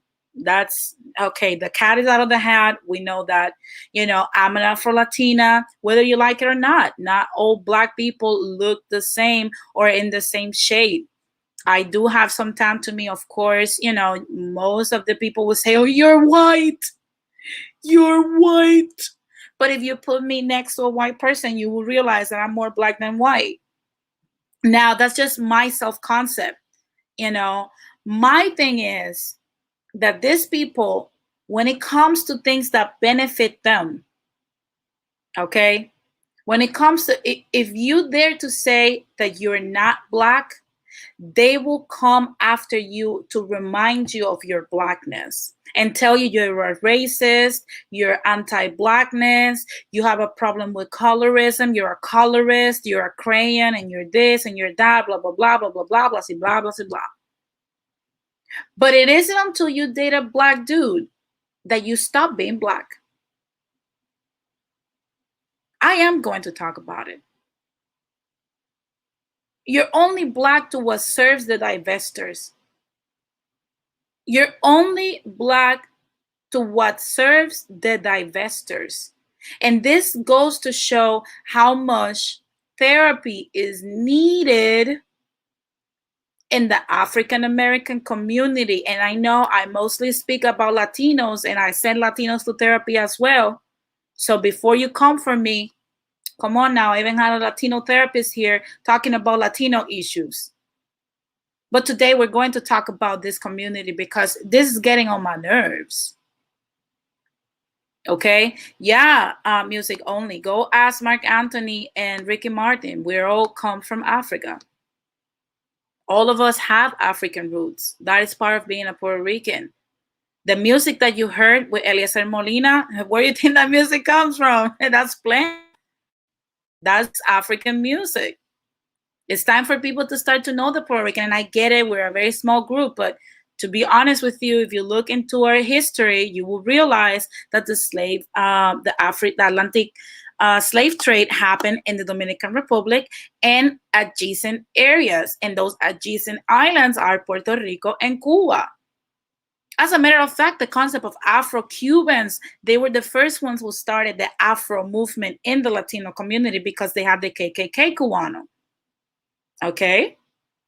Samantha, say one more stupid thing and I'll block you. One more stupid thing. So definitely, that is the problem, that I'm having with these divestors. That you guys do not know your place. That you guys are out of order. That you guys are out of place, out of your lane, out of your community, out of your mind. You guys cannot have coherent conversations. You guys cannot have coherent conversations whatsoever because in reality, you just hate your man. You just hate yourselves. That is the problem. Y'all just hate yourselves. That is the problem with these people. That is the problem with these divestors. And that's what they come at people like myself to talk shit. They come at people like myself to just say whatever comes to their mind because in reality, they don't understand. They don't understand that you can still marry somebody else, but you owe your community something. And that is something that you cannot compare. And I'm sorry that, call it my ego, call it my Puerto Rican pride, but you cannot come at me for that shit. I will go down and dirty for my people. I will go to hell and back for my community. And that is something y'all need to fucking learn. Y'all need to learn how to respect the men in your community. Y'all need to learn how to respect your community. And that's something that we will never have in common because as much as I'm not marrying into my community, I will never shit on my community. I will put back into my community. I will always fight for my community. Y'all don't know that. Y'all have no community. And it's you guys. And when people like myself are showing you that it is possible to marry somebody and still be for your community and be pro your man and pro your woman because you're raising boys and you have to be pro your boys, that's when you and me clash. Because you guys do not know how to uplift any man, not even your own sons. You guys only know how to destroy. And we have that power as women. We can make or break a man. That is the problem. That is the problem that you guys have with me. Is that you guys do not know how to do these things because you guys only know how to be aggressive, how to be violent, how to be divesting. No pun intended. Okay, so it's like I said, I don't give a damn if you're upset at what I'm saying, if you don't like me, and you want not. This lady has been following me on different streams to try to tell me how, oh, you know, this is what a black man did. This is what a black man did this to my cousin. A black man did this to my cousin. A black man did this. A black man did that. I've been here 7 months on YouTube, on different streams, only 2 months and a half in my own show. And I've met a lot of black men that are single AF and they have their own house. They have their own property, their own business, their own stuff. No woman. You want to know why? And you ask them all, they all tell you the same shit. I don't want to deal with the aggression. I love black women, but I'd rather not. I love my woman, but they're too aggressive. I love my woman, but they yell too much. I love my woman, but they come with that attitude. You guys are not seeing the pain you're inflicting in your own men. And I'm not talking about the deadbeats. I'm not talking about the quote-unquote dusties, even though that shit cracks me up. I'm not talking about those guys. If that's the only thing that you associate with the term black men, go to therapy. You're delusional. Go to therapy. You're delusional. Duct tape and therapy. You're in the same wavelength, in the same frequency as the slow tip circus. You only know to hate. You're toxic. You're a lemon. You need to go over there and turn into at least a grapefruit. Go to therapy. Take your meds. Work out. Eat healthy. Stop hating on your men. Because not all men, just because you're used to deal with fucked up people, that don't make all your community being fucked up. That doesn't mean your whole community, you know, it's fucked up. That just means that that's the only thing that you're used to and the only thing that you can attract. That's what that means. That's what that shows the world. Music only says, I self-identify as a dust bucket. Nah, stop playing. Pamela says, I never even heard Melanated Knight say anything bad about black women. He lifts up his people. Exactly. Exactly. Because one of the perks about having a multicultural and interracial relationship is that you make bridges with other communities to actually give you inputs. Even stuff here that I do in Latin explaining, a lot of the interviews that I do here with Latino men that come here to talk about, you know, stuff that I want other people and other Latino men to learn. Even the Lion Man was something that Melanated Knight was the one who created that contact for me and helped me do that. He's like, I know you know, you want to do this. And I reach out to a freedom fighter so that you guys can bring this information to the diaspora that watches you. And the same thing goes for me. I'm telling this to these ladies, not because I want to separate the community. I want to help mend it together, even if I only do it with 10 people. Because at the end of the day, that's what we're supposed to do. He's pro his community. That means that I'm pro his community. I'm pro my community, and that means that he's pro my community. And that is the problem. Y'all just want to get back at them because you have daddy issues, because your dad wasn't present in your life. So you go back at the only men that are at your reach. Oh, let's go attack the black man because my daddy was not at home. I see that Samantha Red says, you were talking that on my hair, Denise. Let's cry about it. Let's cry about it. Your hair looks disgusting. It doesn't look nice, okay? Johnny Mills says, I'm at 100% agree with you, Denise. Yeah. Jose Negron says, there are many great Afro-American men. There are great Afro-American men. There's a lot. 51% of Afro-American men are single and childless. There is a reason for that. That's more than half of your men decided not to marry into y'all until y'all check yourselves. They're still waiting for you. Otherwise, they would have been married to Latinas or Asians or whites and whatnot. They were still waiting for y'all. That is the most stupidest shit I've said. I pointed out to people and that they do not understand. Men are still waiting for y'all because, like I said before, 80% of Black men marry and date Black women. Just because you see drops in the buckets that are different, that doesn't mean anything. That doesn't mean absolutely anything. So definitely, you know, and then again, goes into the personal lane. Oh, let's just attack her as a person.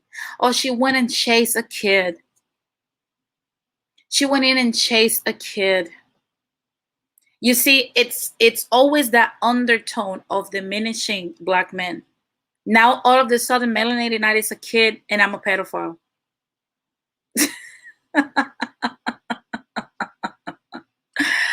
Oh, goodness gracious.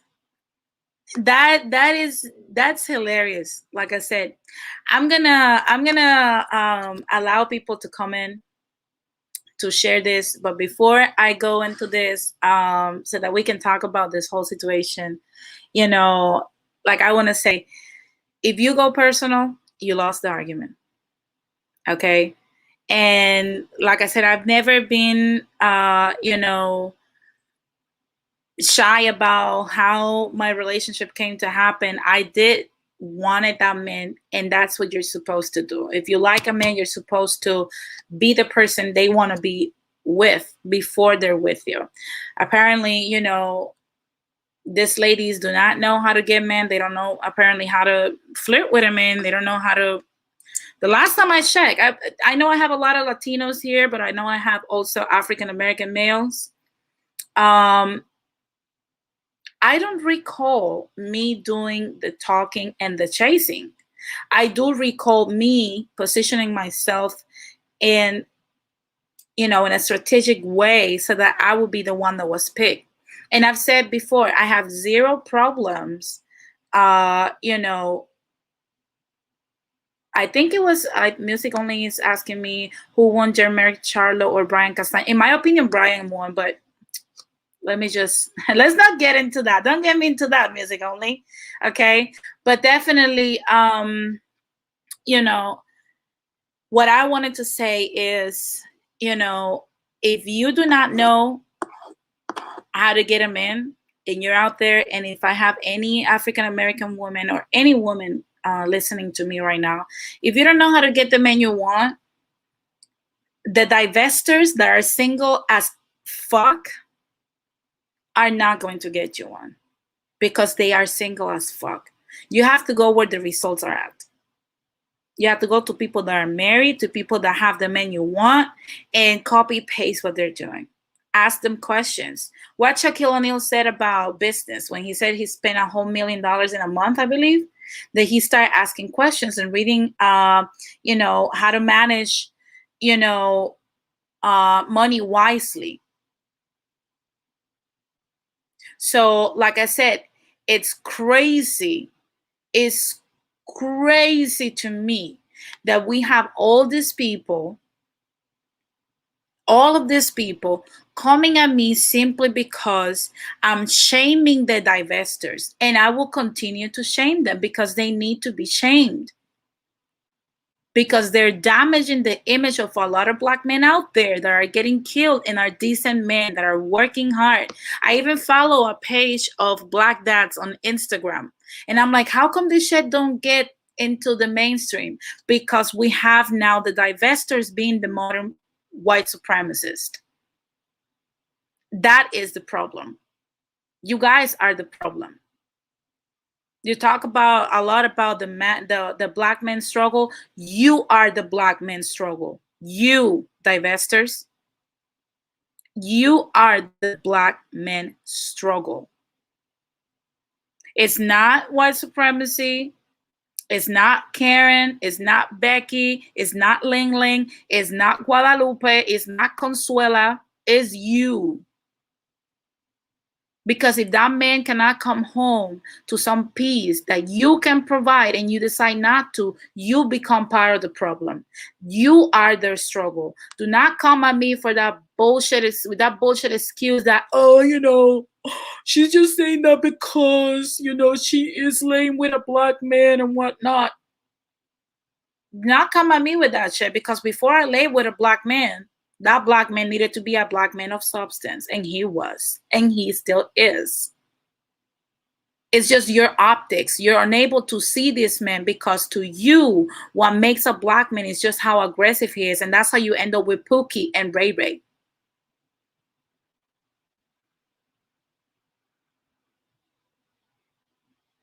Okay? So do not come at me with that bullshit. You're making the lives of black men out there more difficult with your stupidity. If you divested from a community, you're supposed to just stick to yourself.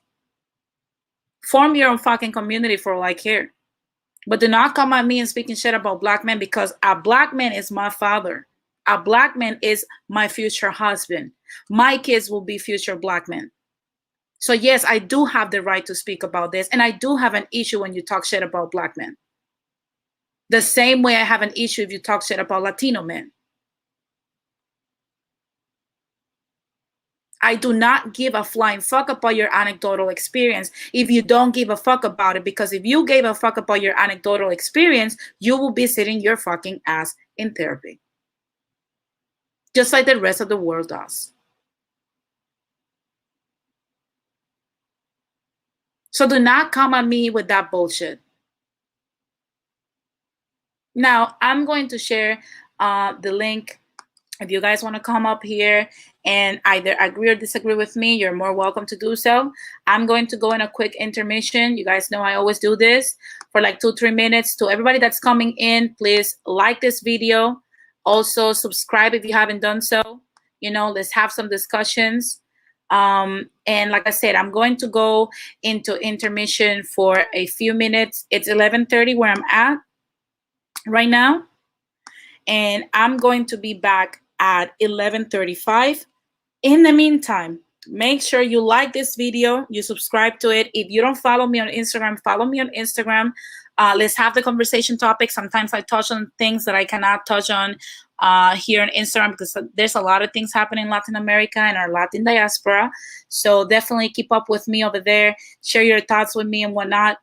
Let's get the conversation going. Like I said, grab your snacks, grab your drinks, and come back at 11:35.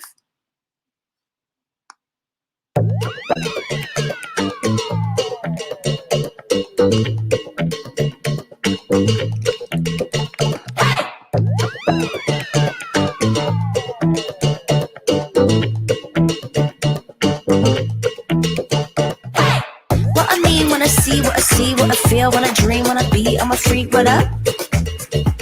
Oh, what up? Everybody look at me when I'm free, when I feel, what I see, when I do it, I'm a freak. What up?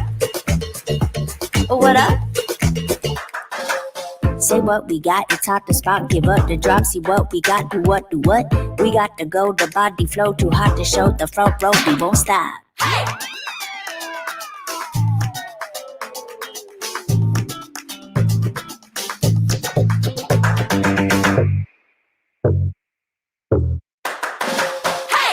What I mean when I see, what I see, what I feel, when I dream, when I be, I'm a freak. What up? Oh, what up? Hey!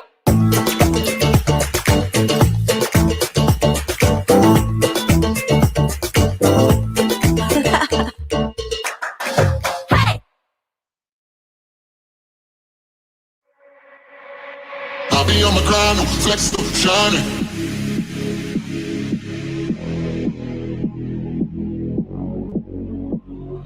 Fucking flying, soaring down in. Lit shit, nearly up the rocket top, and now I was falling from the back on the fucking shit. I'll be on my grind, flexible, shining. Oh, yeah, baby, friend, I pull up right beside him. They know me sticky, I was never what happened. And if the weekend kicking in on Monday, I'll be riding. Fucking flying, soaring. Zip skid, I'ma slow, I keep on flying. Lit shit, nearly up the rocket top, and now I was falling from the back on the fucking side.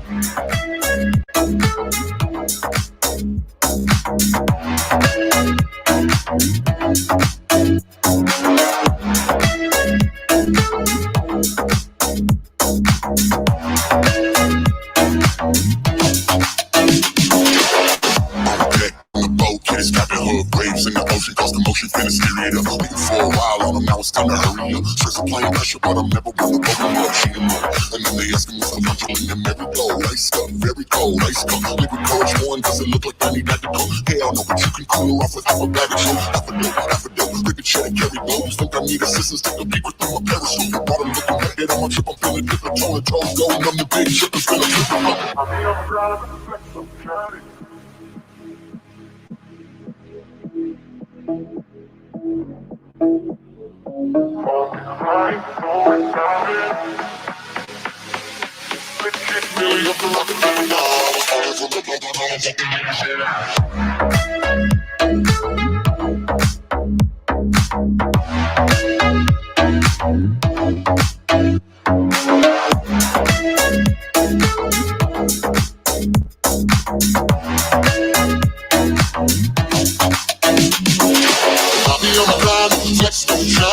Oh yeah, baby, finna pull up beside him. They call me Sicky, I was never one behind. And if the weekend kicking in on Monday, I'll be riding. All keep flying, so now in trip skid, I'ma stove, I keep on flying. Lit shit, really after I could tap it down. I was calling from my back, and I'm fucking Amazonian.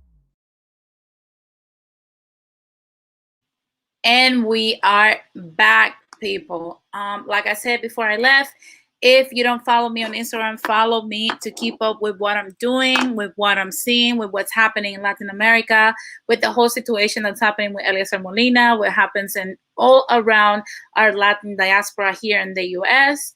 Make sure you follow me on Instagram, denise.gonzalez.villegas1, so that you can stay informed, guys. Now, let's get the conversation going. I see that Jose has joined. What's up, Jose? Good afternoon, Denise. How are you doing today? I am good. Blessed. How about you? You know, I cannot believe my ears. The total distortion and misinformation that we have experienced, not today, but also last night. Now, I have personally either participated or watched every one of your streams since the beginning.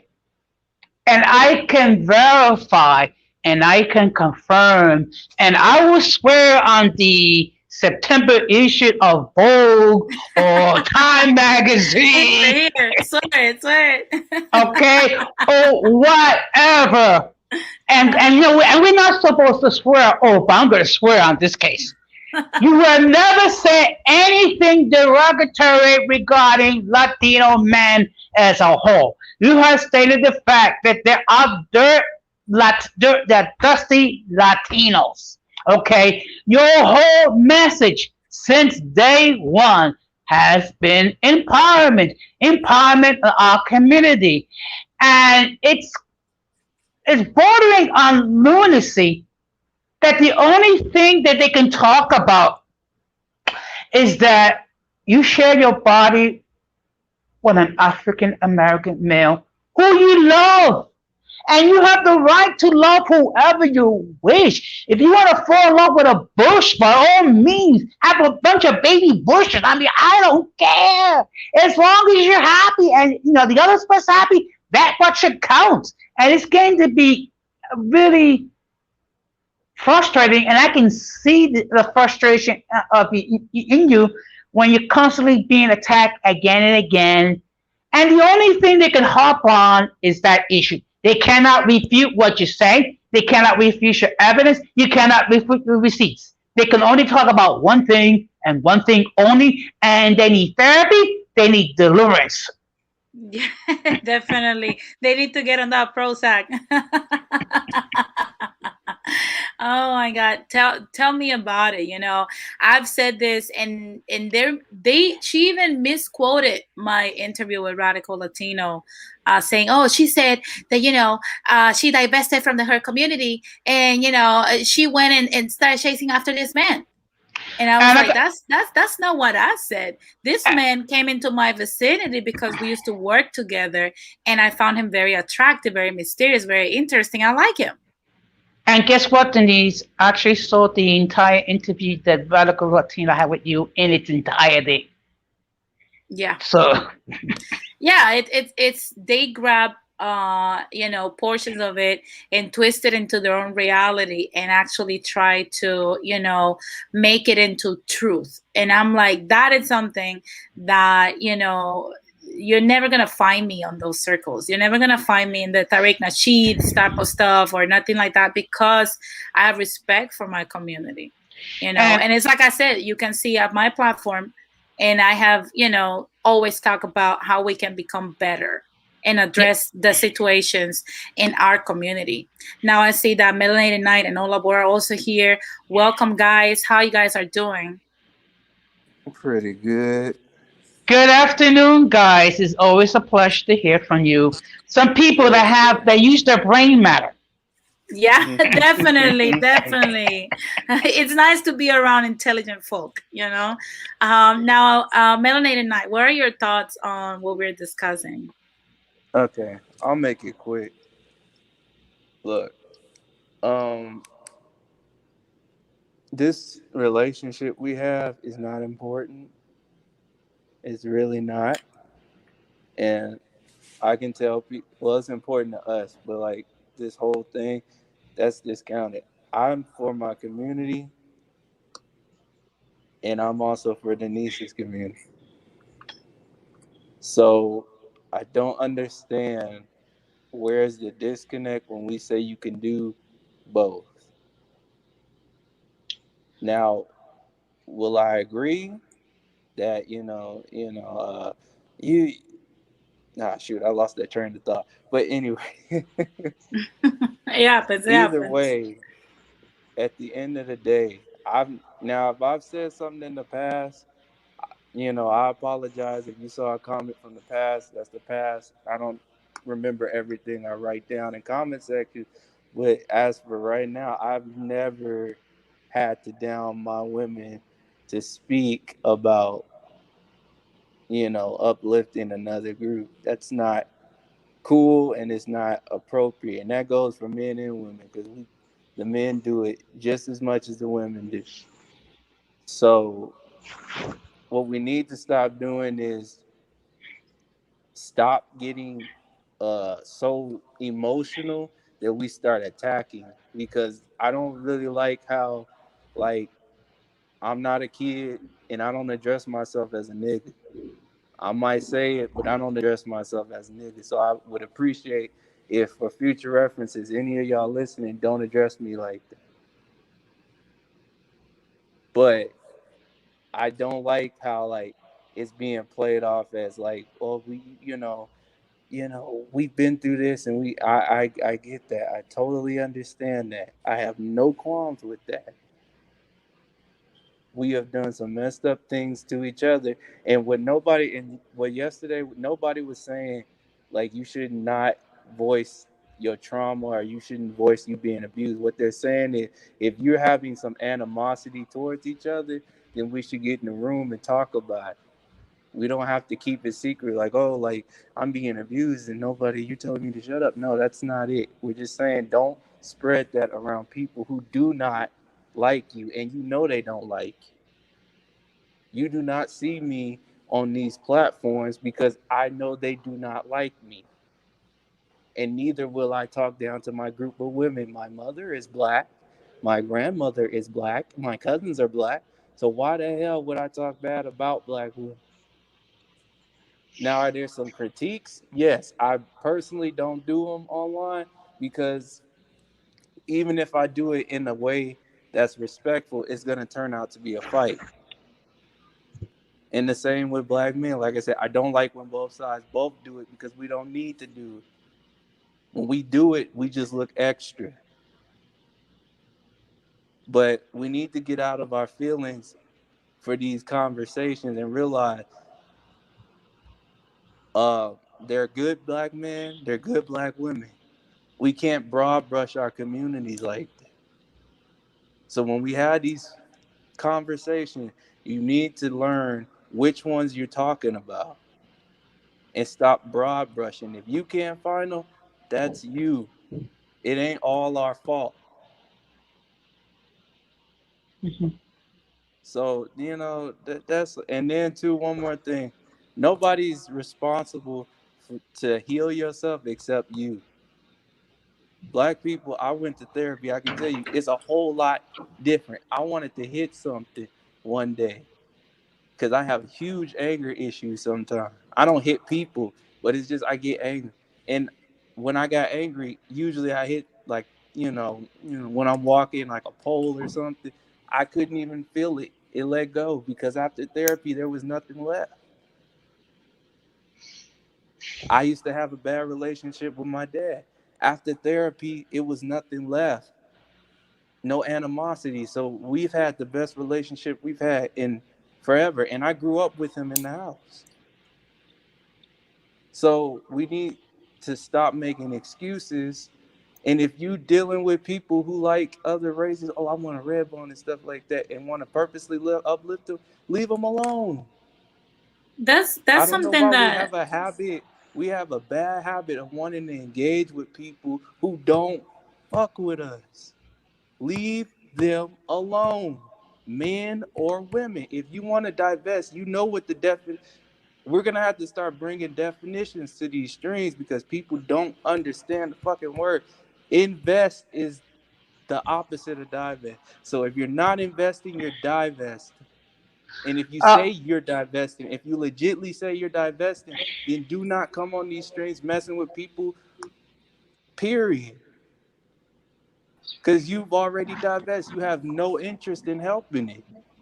definitely. So I didn't divest. I'm still in the community. I'm with somebody, but I'm still in the community. So for you guys, future references, if you're divesting, do not leave comments. Do not get on panels. Just go to the spaces that you like and continue talking shit. Well, Definitely. Denise, you can say all of that because you already divested. You already went and got your black man. But now that I want to divest, now that's a problem, right? Right? Yeah. Hello, true teacher. Hey, what's up, man? How you doing? But you I'm know all what's right. What's up, True? but How you doing, man? if I can chime in, what's Yeah, go been my ahead. what's been my experience? Even if you go to give definitions on what is a topic, unless those delusional people want to accept the definition, they're going to speak their own narrative. Now, Yeah. in one stream that I did for Brotap, Henry was calling Brotap a mulatto. Now, I actually went into Google and I actually looked up the definition and I read it out loud. And even doing that, Henry still kept referring to Brotap as a mulatto. I did not know he was there when his mother gave birth to him. I mean, did any of you guys know that? Oh And please, Lord. and please forgive my humor. No. Go ahead. But I'm gonna let a true teacher say his piece. True teacher, what's up? Man, so we're talking about the divesting debacle and some more. Yeah. We're putting it on. I mean, listen, you know what I find? Something that Ramon was saying last night, and I think it's so he was saying that if you don't love yourself, you can't love anybody else. And I agree with that. But what I would also add to that is if you don't love yourself, ain't nobody else gonna love you. You know? So you Yeah. over here talking crap about your own people and you're gonna try to push yourself into another community. They're not gonna wanna deal with you. And I find it funny because homegirl talking about her divesting this and divesting that. She went and found herself a whole Chinese man while she still ain't married. Hey, I You don't know? want to cut you off real quick because I'm I'm divesting from the internet. They keep trying to get me. I'm The internet is divesting no, from you all in, aboard. hey, what's going The on, slow, everyone? yes, the slow texts are trying to get you. No, I think it was the divestors and the slow taps because I was having a very hard time. Like, and I'm only at 8% battery, but I wanted to chime in on Oh, this. go ahead. Go ahead. I wanted to chime in. I think that you know, there's definitely. I don't know if you guys can hear the roosters. There's roosters back here. We really in the damn islands over here in South Florida. um, I'm in Little Havana, but the the thing with Q. Oh shit. The thing with some people is that they have problems of their own. And you know what? I think that everyone's been patient enough to try to resolve those problems and not make it personal. But when it becomes personal, it's personal. And I don't think that you did anything wrong. I think there could be a little bit of envy there because I guarantee you a hardworking black man is going to be better than a non-existent Chinese any day, or any Yeah. race. Like I wouldn't even give that person any more energy because the person is clearly damaged, and I don't know why um, she's following you, but I don't think you did anything wrong at all in that situation. Like it's been the same repetitive thing over and over and over and over and over again, and yeah, address it because seems like there could be a little bit of jealousy there as well. Like, why won't my men pick me? Because if you don't want a man, you just leave them alone, don't you? Yeah. Like you just say, okay, I'm gonna divest. I'm out of this. You don't keep coming back. Like maybe it's more of a thing of I can't be picked. That's what I wanted to say. Definitely. It's something that, it's worth looking into it simply because, it's weird behavior that we're seeing, with this lady, and it's not the first time that I've seen her, because to be honest with you, I was on a stream with Extina. We were having a conversation that had nothing to do with black men. We were talking about overly emotional slow tap circus and whatnot. And she comes out of the woodwork to address me with this whole anecdotal experience of a bad black man that she said killed her cousin or her niece or something like that. And I was like, okay, so and That not has to nothing be to do with anything. People get killed exactly. every day, B. Like that doesn't mean that you hold a whole like group of people accountable for something that happened to your one cousin. Like people's cousins have been killed by people get killed all the time. That's not a reason to hold malice against your own race of people. And once again, we already said she has children, whether it be with an Asian man, African American, Puerto Rican, doesn't matter. The baby is gonna be part black, right? So that is like some self-hatred on a deep level that we may not have time to really figure out. Yeah. Maybe we don't have enough time or skill. Maybe we should have addressed this when the therapist was on the stream. Yeah. Maybe that would have been a good Can, time to address can this I then. say one more thing? Yeah, go ahead. No, Sure. I. Look, because I see some of y'all who commented in the comment section yesterday. I'm gonna tell you one thing, especially women. I got mad love for y'all. But if you cannot have a conversation without hitting and without using personal attacks or without going, you guys come on these channels and then you comment something else and I'm team, that person, and then I'm gonna come up here and look at what's going on. Look, personal attacks in these conversations when we're trying to talk logic is ridiculous. Off the bat, as soon as it started getting to the point where people started talking over each other, we're gonna we should stop talking. And I mean, this is the last time I'm gonna address it because people like to be like divest, divest, divest. I don't give a shit about divestors. I'm not a divester. I just happen to fall in love with a Puerto Rican woman who happens to be, her dad is black too. But I'm not going to even do that. But at the end of the day, if y'all cannot have a conversation, then this will never get found. This will never be figured out. You got to get out your feelings, or at least hold them back a little bit. If you got to go in the bathroom and release, then do that. But don't get on here and when people are trying to talk and trying to explain the situation, you getting upset. If it don't apply, let it fall. Definitely. Stop And doing personal attacks. but that's the only thing they have to I'm hold not on. talking about you, Mrs. H. Chill, but I have seen you in the comment section, so chill.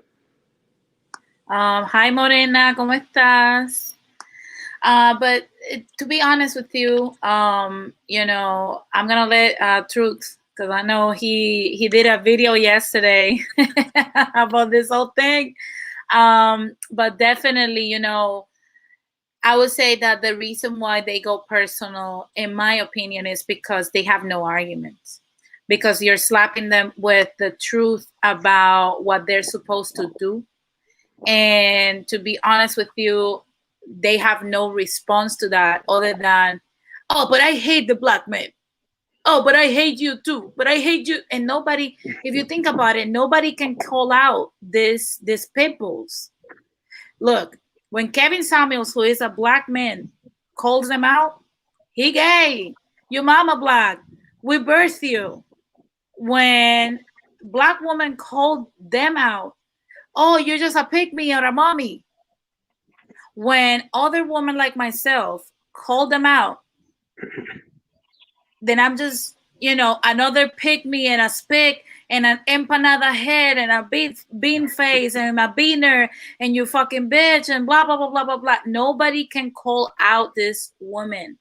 If white women call them out, oh, shut up, Becky. If Asian woman call them out, oh, shut up, Ling Ling. You know, nobody can call them out because they are out of order. They are out of their lane, and they refuse to admit that the problem is them. Nobody is coming for them because think about it. Kevin Samuels and all the actual masculine black men, the decent and feminine black women, there are good black women, the Latina women that are decent and decent Latina women, the Latino men that are even calling these ladies out, the white women that are calling this woman out. We're all wrong, but they are right. That is their logic. Now I'm gonna let True Teacher speak his piece. Go ahead, True Teacher. What do you think about this whole thing going personal to attack a person, telling them the truth?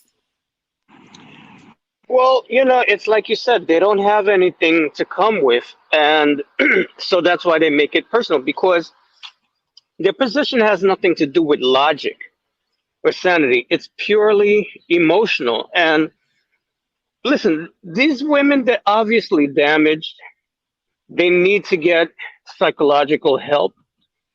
But the thing is, you need to want to have help. You have to want to get better, you know, in order to succeed, to start the work. And what I find interesting, because I've seen women like this before, and they will hold black men to such high standards, but when it comes to whoever they're divesting for, somehow or another, those standards get lowered really, really, really low. You know, I've seen this shit. You know, like you go overseas on vacation and you pick up some man that's living with his mama, ain't got no job, ain't got no education, and you fall in love. Let that have been a black man. He don't got no car, he don't got this, he don't got that. Oh no, I ain't fucking with that nigga. But you'll go somewhere else because it's anything else but black, you know, their ice is cooler, you know? Yep. And you'll just bend over backwards and make all kinds of excuses when they start doing their fuck shit. And what I find interesting is, okay, so black men are the devil. That's not the answer. You need to divest. Why are you still fucking divesting? How come none of these women got men yet? How come none of these women are married yet? We got Exactly. kid out here fucking charging $50 for her OnlyFans and shit. Why you ain't wifed up yet? You over here, chasing Latin dick so much. How come you ain't got wifed up yet? That's my question. How come because they don't want to understand, nobody's running to come marry you, and it's not because of your blackness. Nobody's rushing to come marry you because the problem is you. Exactly. So the black man ain't coming to you because did it ever stop to think of, to occur to you that maybe there's something funky with your fucking attitude? Like these dudes, I mean, listen, I will say this.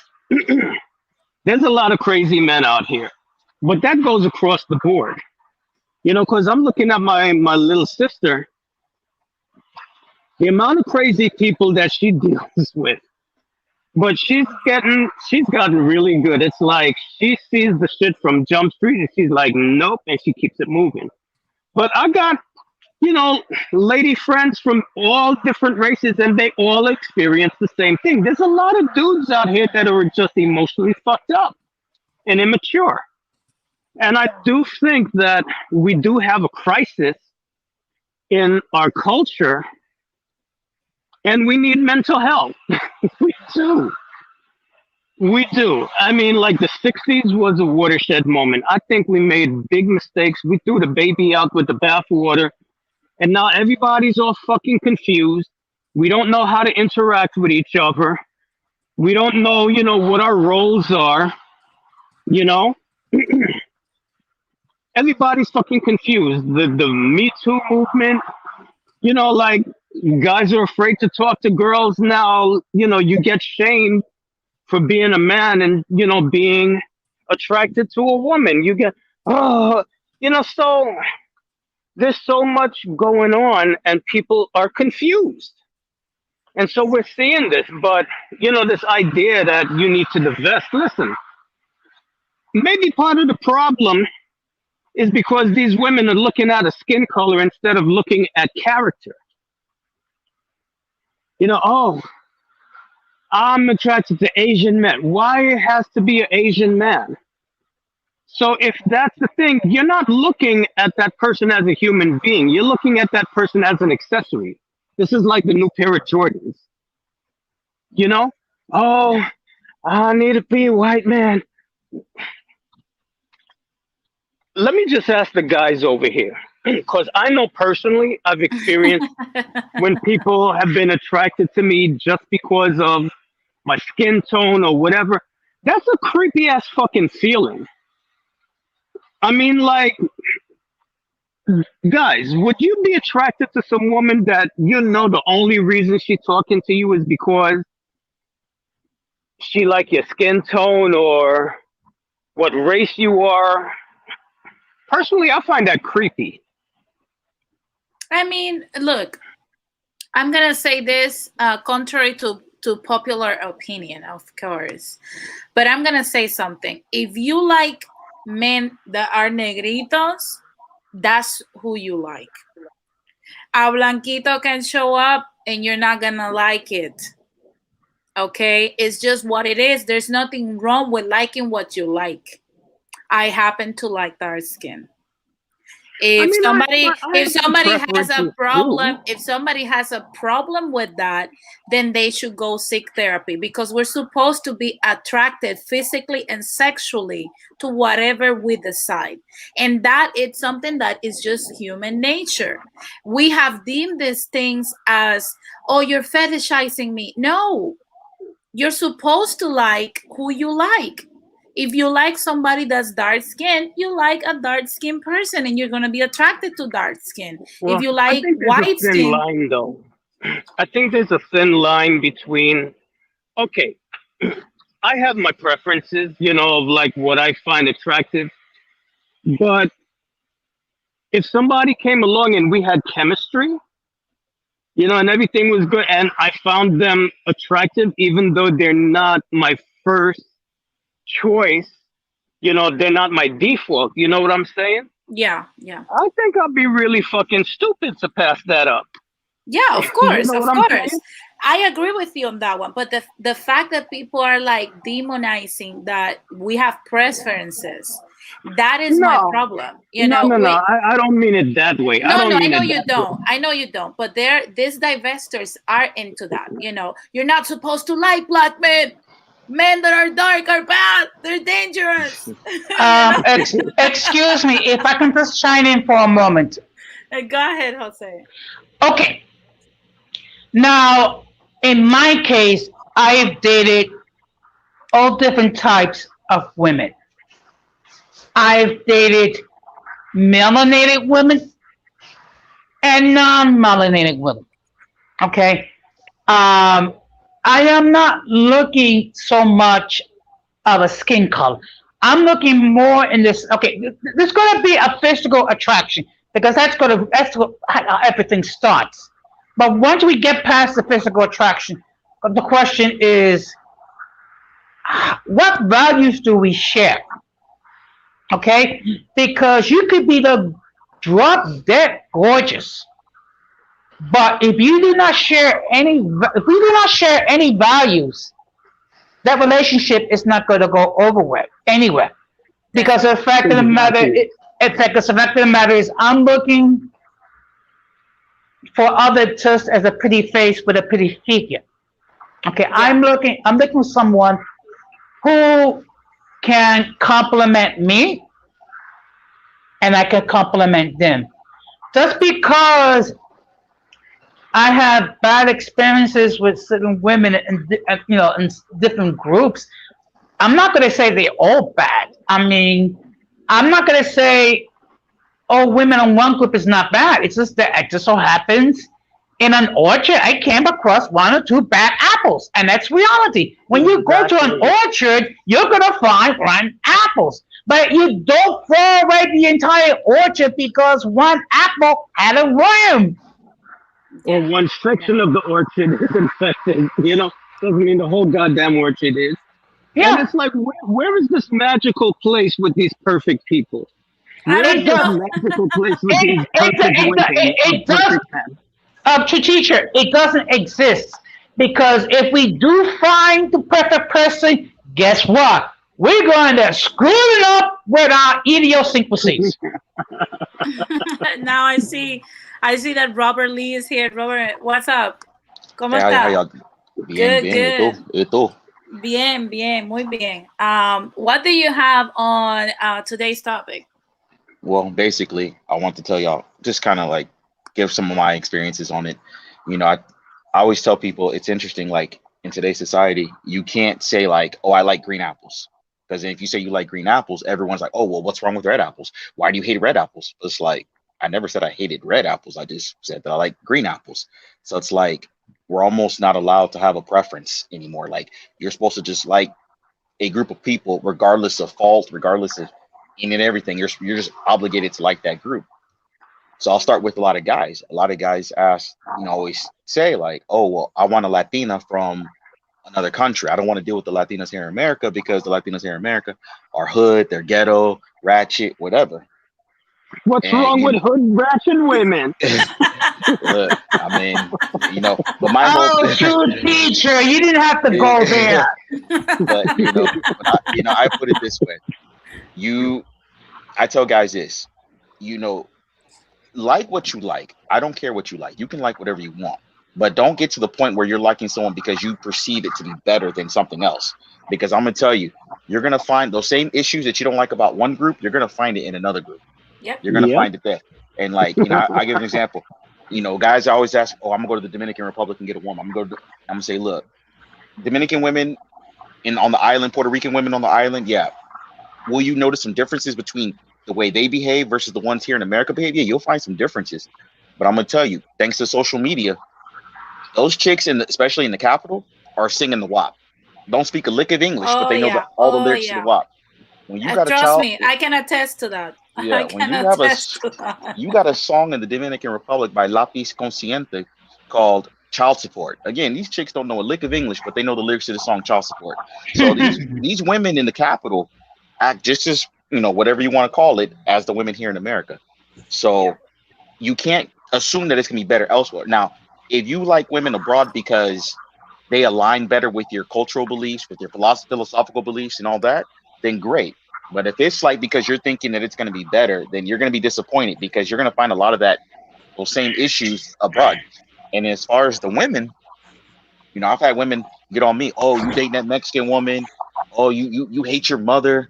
Oh, you probably just wanted a mixed baby. And I'm just like, nah, man. Like I'm with her because I love her, and she's a great woman.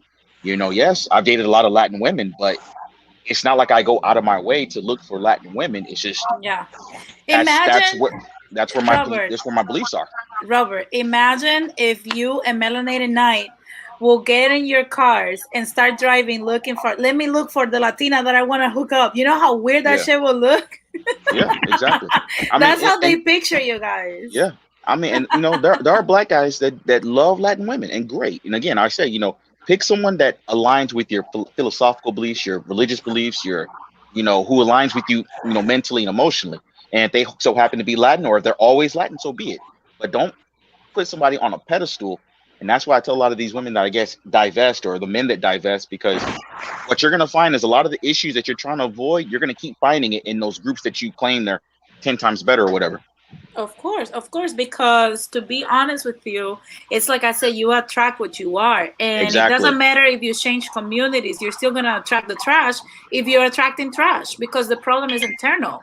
We're in Exactly. a society that, unfortunately, and that's something that we're going to talk today on No Bullshit later on, which is social media equals social awkwardness. So definitely, I want to insert that here. If you guys don't follow No Bullshit yet, make sure you tune in, because today at 4 p.m. is going to go live on this topic. But since we created social media and it has become mainstream now, that we have most of the world on social media, we have now enter a society that works itself from the outside in.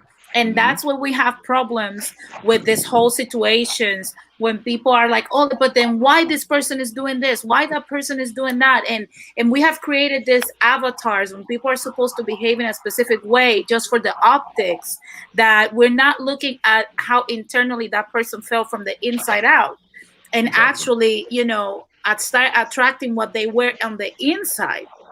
On the outside you can look like a certain way because certain things you cannot change about yourself, or because certain things you can portray they are a certain way but they're not. But in reality, you're still, even if you have a PhD, you can still attract trash men because you're trash. It's just what it is. If I can, I'm sorry. If I can see what people seem to have a problem with, they think that you have a diploma, whether it be a bachelor's degree or a master's degree or a PhD. That's like big, a big shout out. All that means that for 4 years, 6 years, or whatever, you had enough discipline to study material to get a piece of paper. Just because you could be a doctorate and still be a dummy in other areas. Okay? Now, the fact of the matter is this: my mother, God rest her soul, she only got an eighth grade education, but the wisdom that she had, it was like a doctorate level, because she had a doctorate meeting with life and dealing with all the issues that she had to deal with, not just as a Latina woman, but as a mother, as a parent, as a wife, and what have you. Yeah. Definitely Yo, can I go on a rant real quick? Go ahead. You know what? Fuck it. I'm gonna be unrestricted. I'm sorry. It's black people. It's time to stop being fucking morons. It is time to start listening, men and women. It is not a hard conversation. I am sick of talking to my people and we have these fucking complicated conversations about a simple thing. If you are dating somebody and you do not like yourself or your community, guess what? Divest your ass up out of there. Divest your ass up out of there and don't say a motherfucking word about us ever again. There are 3 types of people. You got the divestors. Well, 2. You got the divestors and you got the people who met another person and I'm still pro-black, no matter who I'm with, because I love my people that much. But the problem is we only hear because we so fucking emotional. And it's getting on my nerves. And I have to admit, I'm mad now. Because instead of listening, we got people in a fucking comment section and radicals thing cheering that shit on. And instead of listening, they continuously comment stupidity, and do not fucking listen. When people are telling them, look, men or women, I do not care about the circle, who it is. Who it is. Who it is. And the thing is, if we cannot comment on each other, then we need to leave each other alone. If you cannot have a critique, if I'm coming at you, yo sister, you could do this, yo bro, you could do that, then it is no point of talking to each other in any fucking conversation about African American communities or black communities in general. Just shut the fuck up and keep going. I do not want to hear another black person make this divestment conversation complicated. Question now, if you're listening, you made it complicated. You made it fucking complicated. It's not that hard. Be with who you want to be, and if you don't like us, leave us alone. And the same goes with the dudes, because y'all dudes are perpetuating that same bullshit. If you care about the community, you can care about it with her, with another group of women, but don't shit on your own. Yeah. But I am sick and tired of AAs in general, black people in general. I'm sick of hearing the colorism thing. I'm sick of hearing this bullshit. I'm sick of hearing us complain about stuff that could easily be fixed if we could fucking correct and talk to each other in a respectful manner. So do me a favor. If you get up on here while I'm up on here and you talk that stupid shit, I'm going to block you. I'm going to mute you.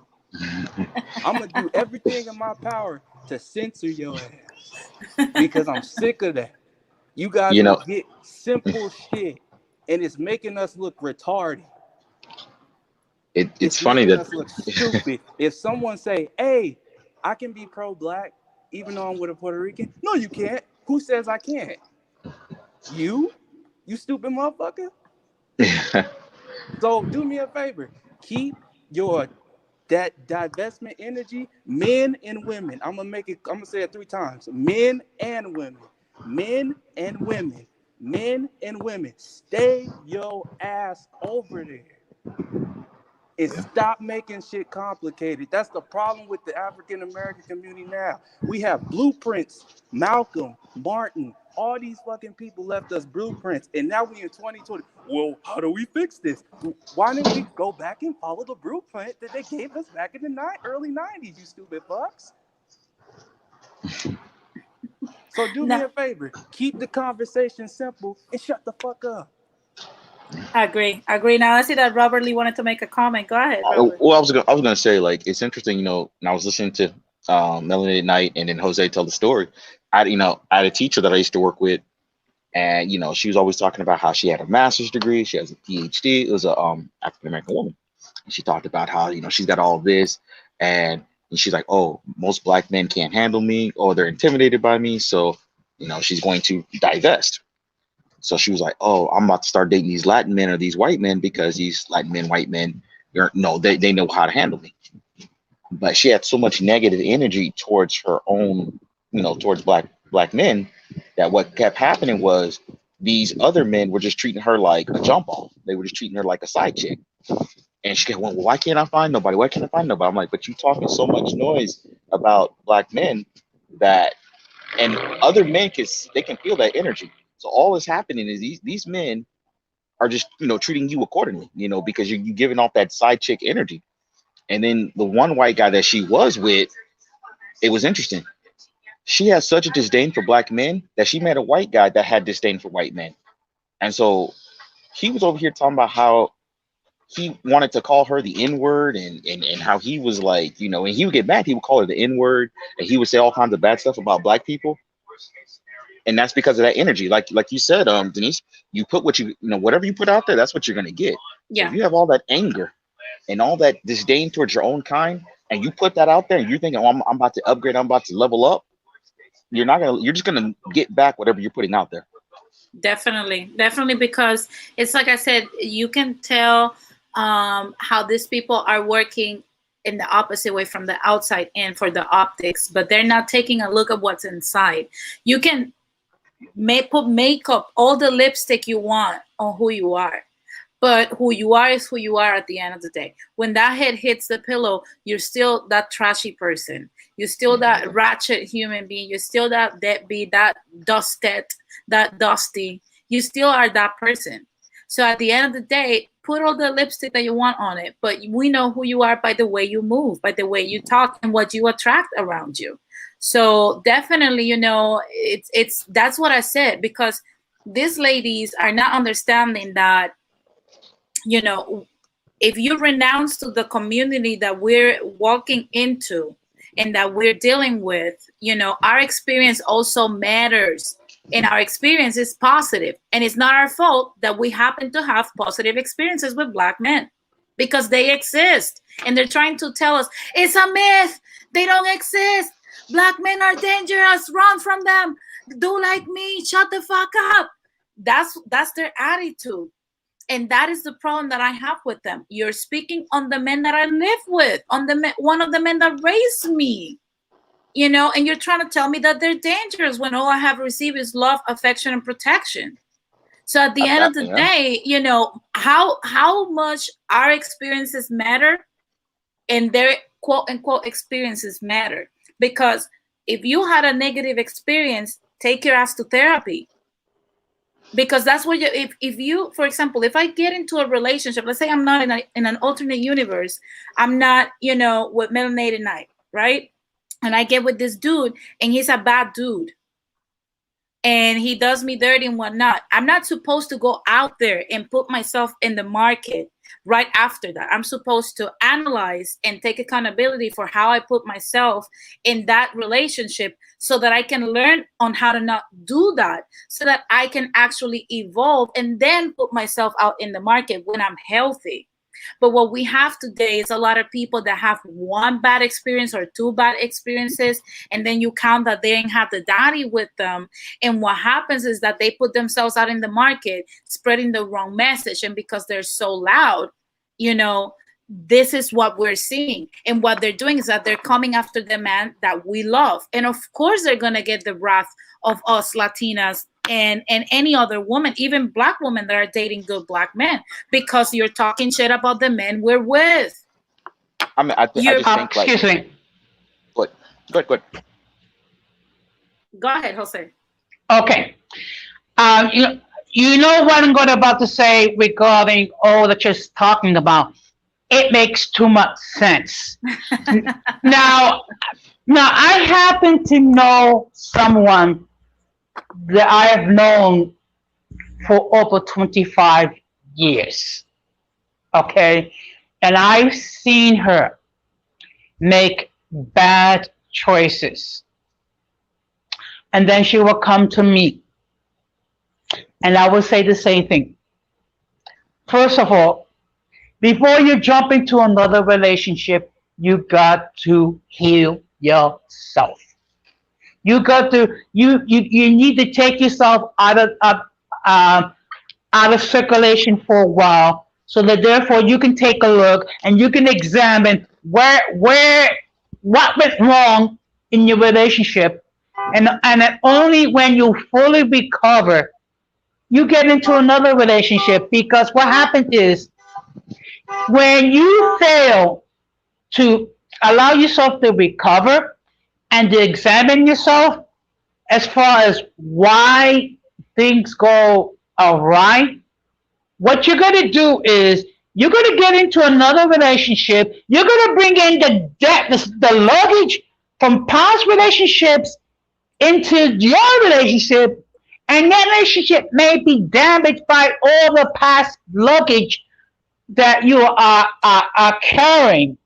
Now, the fact of the matter is this, and I say again, in my own personal, I've been hurt by bad relationships.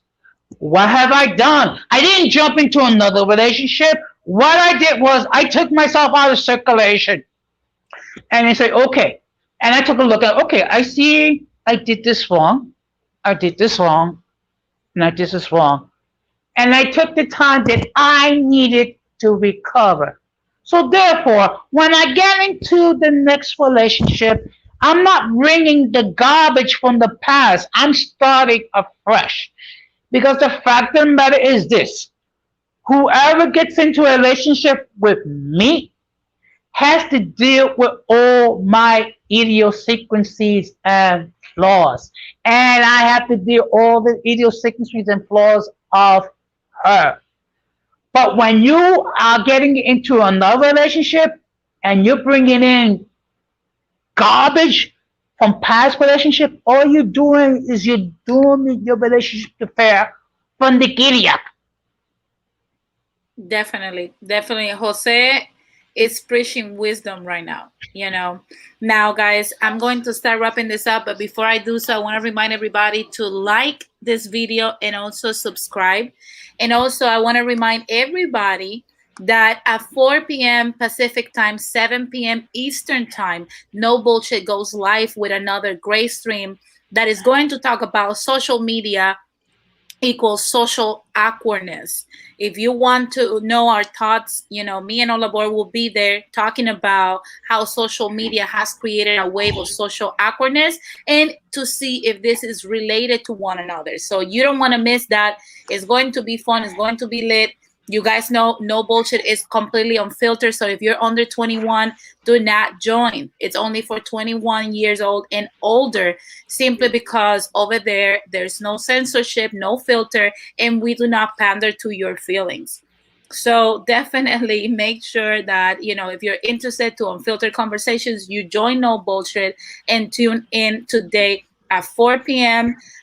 Pacific time, 7 p.m. Eastern time. Now I'm going to let Jose, then Robert, and then Melanated Night with their final thoughts. Jose, what are your final thoughts on today? Well, first of all, again, I thank you very much for being extremely gracious for allowing me to participate and to share the little bit of wisdom I do have.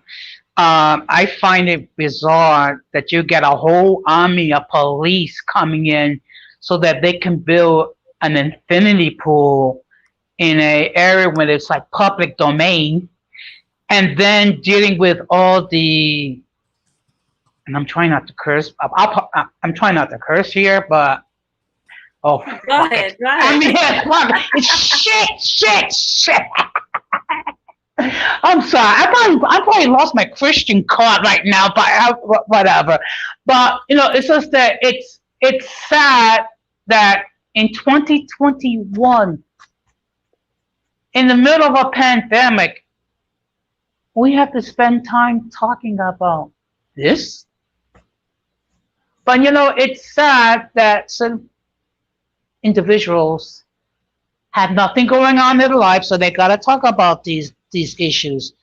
Guys, it's always a pleasure to hear from you. And let me tell you something. No Bullshit is lit. It's cooking with gas. So you don't want to miss it. And actually, the last time I actually shared a secret after the program. So, but the fact of the matter is, if you are sensitive about certain things, or you're sensitive regarding a lot of things, I would not encourage you to get involved in noble shit because you will be triggered. Um, that being said, I'm gonna close, guys, the same way I'm gonna close. People, please be careful out there because C-19 is no joke. And we must do what we can to minimize contact with the intellectually and mentally challenged people, or else we will inherit their stupidity, and then we start talking like, I don't know what is going on right here. Definitely. Thank you, Jose. I'm going to put you backstage. Don't go anywhere. Now, Melanated Night, what are your final thoughts on today's topic? Uh, my thoughts are the same. Like, if y'all don't cut this silly uh bullshit out, then it's no point of us talking. I'm tired of people like us getting in these circles and we're having a conversation in circles because people are too emotional to listen. And I'm gonna talk the men. I'm gonna go on to women real quick, and then I'm gonna go to the men. I'll make it short, Robert, so you can talk. But for the women, again, and the same with the men, it goes both ways. But this is for the women. If you guys cannot listen to these live streams objectively and listen with your ears, and you cannot take the logic from it, and you keep hearing bashing, bashing, bashing, bashing, bashing, then that's an indication that there's comprehension skills need to be worked on. There is no reason why we should be saying stuff 5 times for you to get what we're talking about. We keep saying the same thing over and over and over. And it's common sense things. And you think somebody would get it by the 5th time. But no, because we dumb motherfuckers. We're dumb. And I have to say it like that. We're dumb. Men and women. Because you say one thing and they don't get it. We say, hey, you can date somebody and you can still be for your community. Oh, but I don't like them. Why? Even if they ain't talking shit. And don't tell me that you guys ain't attacked the ones that haven't said anything. Men, stop. Stop. If you want to go to Latin America and get a woman, go get it. Go get it. But you stupid motherfuckers, stop promoting it. Because women are women at the end of the day. Because if they do you dirty, who's going to be next? Becky? Maylene? Who's gonna do you next? And then at that point it's gonna be all women. So stop promoting it like it's gonna be any difference. The only difference is culture and language. A woman is a woman. You're gonna get what you get. If you treat her good, you get it. If you treat her bad, you're gonna get something else. And then there's sometimes where you treat her good and you still get it bad. But who gives a fuck who you dating? And stop being and for the men, stop being anti-black community. We could be black, we could be pro-black and help our community and still be in somewhere else. Stop abandoning us. Stop abandoning what we gotta work for. And the same with the women. Build. No, you wanted it. So for those of you who get ranting that we're the most educated, you wanted to build because evidently you got to that point. If you're at that point and you've been saying we can do it by ourselves, then by damn it, you fucking build. Do not ask me to do a motherfucking thing if you're not going to stand up and do what you got to do. Because if you was running it and you've been running it, why the fuck does a community look like a fucking war zone if you're running it? And the same with black men. If you need to get in that position and you need to take it regardless of who you with, you need to go back and invest in it because those boys are you. Whether they're your DNA or not, they are you. And they need help because this fucking war is making everybody confused. So for men and women, if you want to stay over that side, do it. For those of you who didn't care and you just married somebody and you still care, then you keep doing the work. But stop bitching about who's dating who. Unless you're doing the work for your own community, I don't want to hear that shit. Oh, Offset's dating Cardi B. Is he doing stuff for the community? Is Cardi B doing stuff for the community? Then why are you complaining about him? So do me a favor, both of y'all. If you ain't gonna benefit the community, you got two things. Well, actually, you got one. Shut the fuck up. Shut the fuck up. And thank you. And thank you. Definitely, I think Sundown has. I'm gonna put you backstage. I'm gonna I'll mute you because you have feedback, Sundown. Now I see that Rakim and Sundown join in, but I'm gonna let Robert share his thoughts first. Go ahead, Robert. Final thoughts on this whole situation. Primero, gracias por tenerme. Fue un placer para conversar con ustedes. Sí, disfrute mi tiempo aquí con ustedes. Gracias. Igual, gracias a ti, gracias a ti. But what I'm gonna say is, like I said, you know, you can like what you like.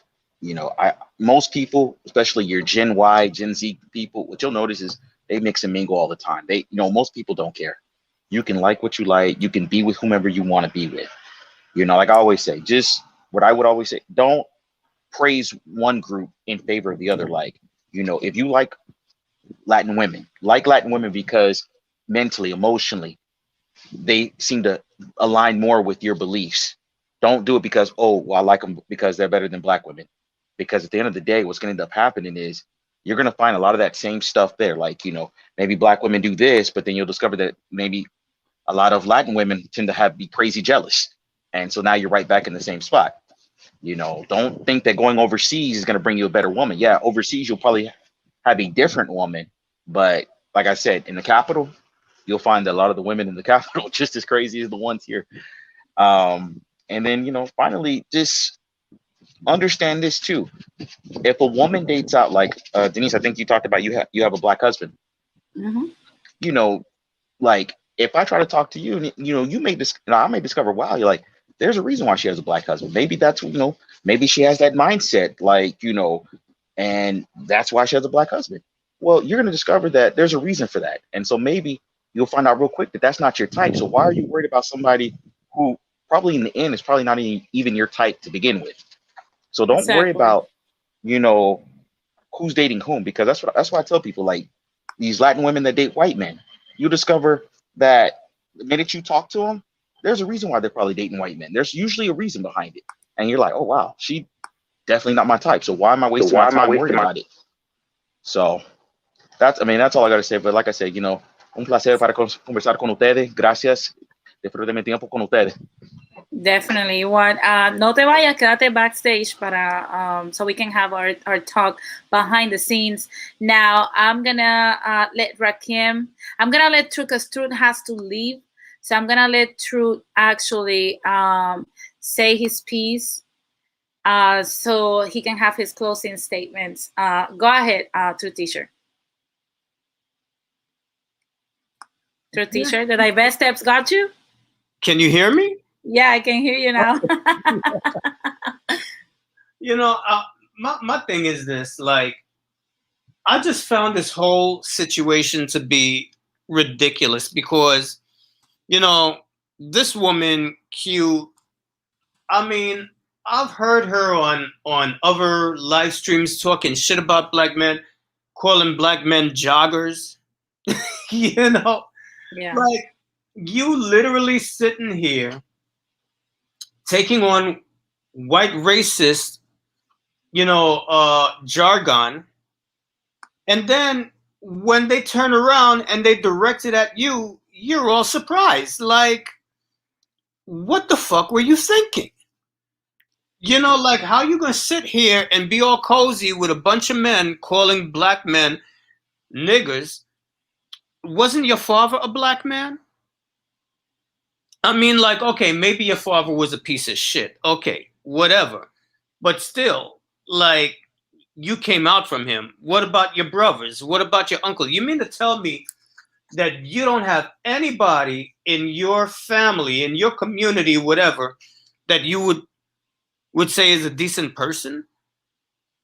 You're gonna let them call them you niggas? And if they call them men niggas, what do you think that makes you? Because okay, let's just say for the sake of argument, black men are niggers. Well, how do you make a nigger? you know? you know, so doesn't it stand to logic that a black woman must be a nigger too? Because if a black woman was something else than a nigger, then the black man couldn't be a nigger. He'd be like, what, half a nigger? you know? So that means that if he's a whole nigger, that means black women are niggers too. So when you sitting there and they calling black men niggers, honey, they talking about you too. So why are you surprised and shocked that they turn around and they give you your wake-up call? Like, you know, and man, listen, this whole divesting bullshit, if it was working for you, why you ain't wifed up? Why you ain't got your man? If it was working for you, you wouldn't be on the fucking internet bitching and moaning about divesting all the time. Yep. You would have went out, you would have accomplished, mission accomplished, and you would have kept it moving. So the fact that you sitting here and you ain't got no man tells me something. And I'm sorry, like this other personality, Eddie Adhim. Listen, I already told him what I think about him with no uncertain terms. Don't fucking come here trying to talk about you're pro-black when you sitting here talking, you know, the same bullshit about black men. You know, like, you know, sir, shut the fuck up. You do not get the opportunity to do that shit. You cannot sit here getting upset when people are talking about, you know, greasy about black people, when you're sitting there doing the same goddamn thing yourself. When you're sitting here pumping this toxic bullshit to black women who are obviously emotionally damaged and need therapy. And let's just be very, very honest about that. We're not just saying this shit to be saying it. A lot of people in our communities need help. How could you go through what was perpetrated against black people in this country and not be scarred some kind of way? There's a lot of people in our communities who need mental help because the shit that we had to go through was so ridiculous.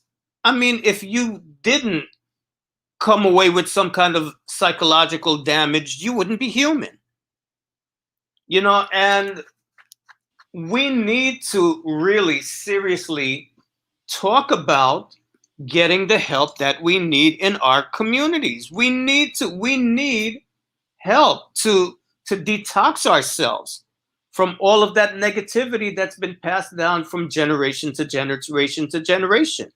Definitely. And, you know, like, listen, there has been a campaign, not only in this country, but, you know, the United States is like the most extreme case, well, after South Africa, right? That we can see of this thing. There's been a negative publicity campaign against people of African descent on this side of the water for what, 500 years? And it's never been addressed. It's never been addressed. There's never been a system say, you know what? We need to decompress. When people go away to war, when they come back, the way they're supposed to do it is they get decompressed. When has the African American community gotten the decompression from all the years of tyranny that they've had to go through?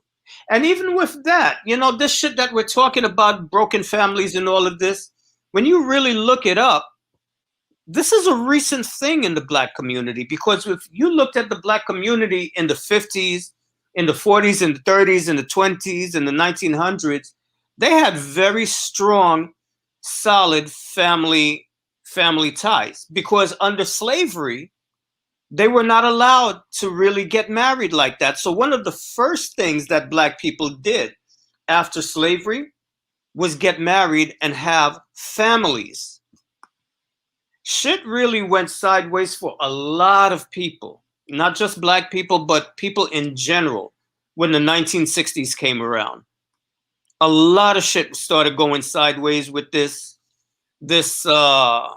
liberal bullshit, started coming in. And another thing I want to say, I'm just like venting my spleen here.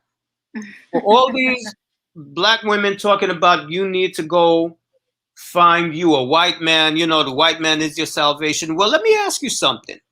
If white men were all that, why the fuck did the feminist movement start in the first goddamn place? Good question. Good question. That's what I want to know, because they're fucking Jesus. They walking on water, right? Yeah. So, if it was all that good, why the fuck did white women find the need to start a feminist movement in the first place? They should be the one that's happier than everybody else, right? They fucking swimming in gold. So what the fuck are they complaining about? Definitely. Now I'm gonna put you backstage, Drew. Thank you for your 2 cents, and it is true. Let me tell you that much. The whole feminist movement was started by a white woman, and white women follow black women in that list, only having 54% of them only marry. That means that for every 4 women, only 2 will marry in their lifetime. Now I'm gonna let Rakim with his final thoughts. I know he came in late, so I'm gonna give him a little bit of extra time, but keep it short and sweet. So Rakim, what is your take on what transpired yesterday with these divest steps? The divest teps and the Hispano teps is all one and the same, Denise. That's why I didn't feel any type of ways when they got to fighting each other. It's like 2 of your enemies that's going head to head in a war while you watching over the hills with binoculars. Like, have at it. You know. You know what? It's just crazy because, like, I love my people as a whole. I've never looked down on black women. I've never looked down on like young black girls or anything. I'm for helping black girls and black boys. But nobody never noticed that coming up, nobody ever look after black boys. It's all types of programs for young girls and various things like that. But this is what we get as children. From a child, as a black boy, you desensitized from death, whether it be, in certain inner city neighborhoods, and not all black people are living in ghettos. But whether it be from certain inner city neighborhoods or from what you see on television, you are immediately desensitized from black men dying. You're told that you're not worth anything. A lot of young black boys are coming from families with mothers that tell them that they're not worth anything. And like their confidence is shot. Then somehow if you manage to work through that and you manage to build yourself up after living in survival mode, then you're told that you haven't built anything. And you're saying, and the same people that's telling you you haven't built anything are the same group of women that said that they was going to the moon and back in the 1990s. That we're going to the moon and back. Black men are not on our level. We're strong and independent. Now that certain women have hit that glass ceiling, now we have to turn around and direct the blame towards black men. It's because of them that we have to do this in the first place. And it's just getting tiring because as a black man, you public enemy number one. You're getting it from all angles. You're getting it from the divest teps. You're getting it from the Hispano teps. You're getting it from the races. Your image is shot in the media day to day. Everybody look at you and prejudge you because black men are an easy target. I'm not saying we don't have a segment of men within our community that's sorry. Hell yeah, we do. But to act like you gonna paint a broad, you're gonna paint with a broad brush everybody within our community and say out of 21 million black men, all of them are dead, incarcerated, in jail, sell drugs, um, uh, child abusers, women abusers. That's a lie, and people know that.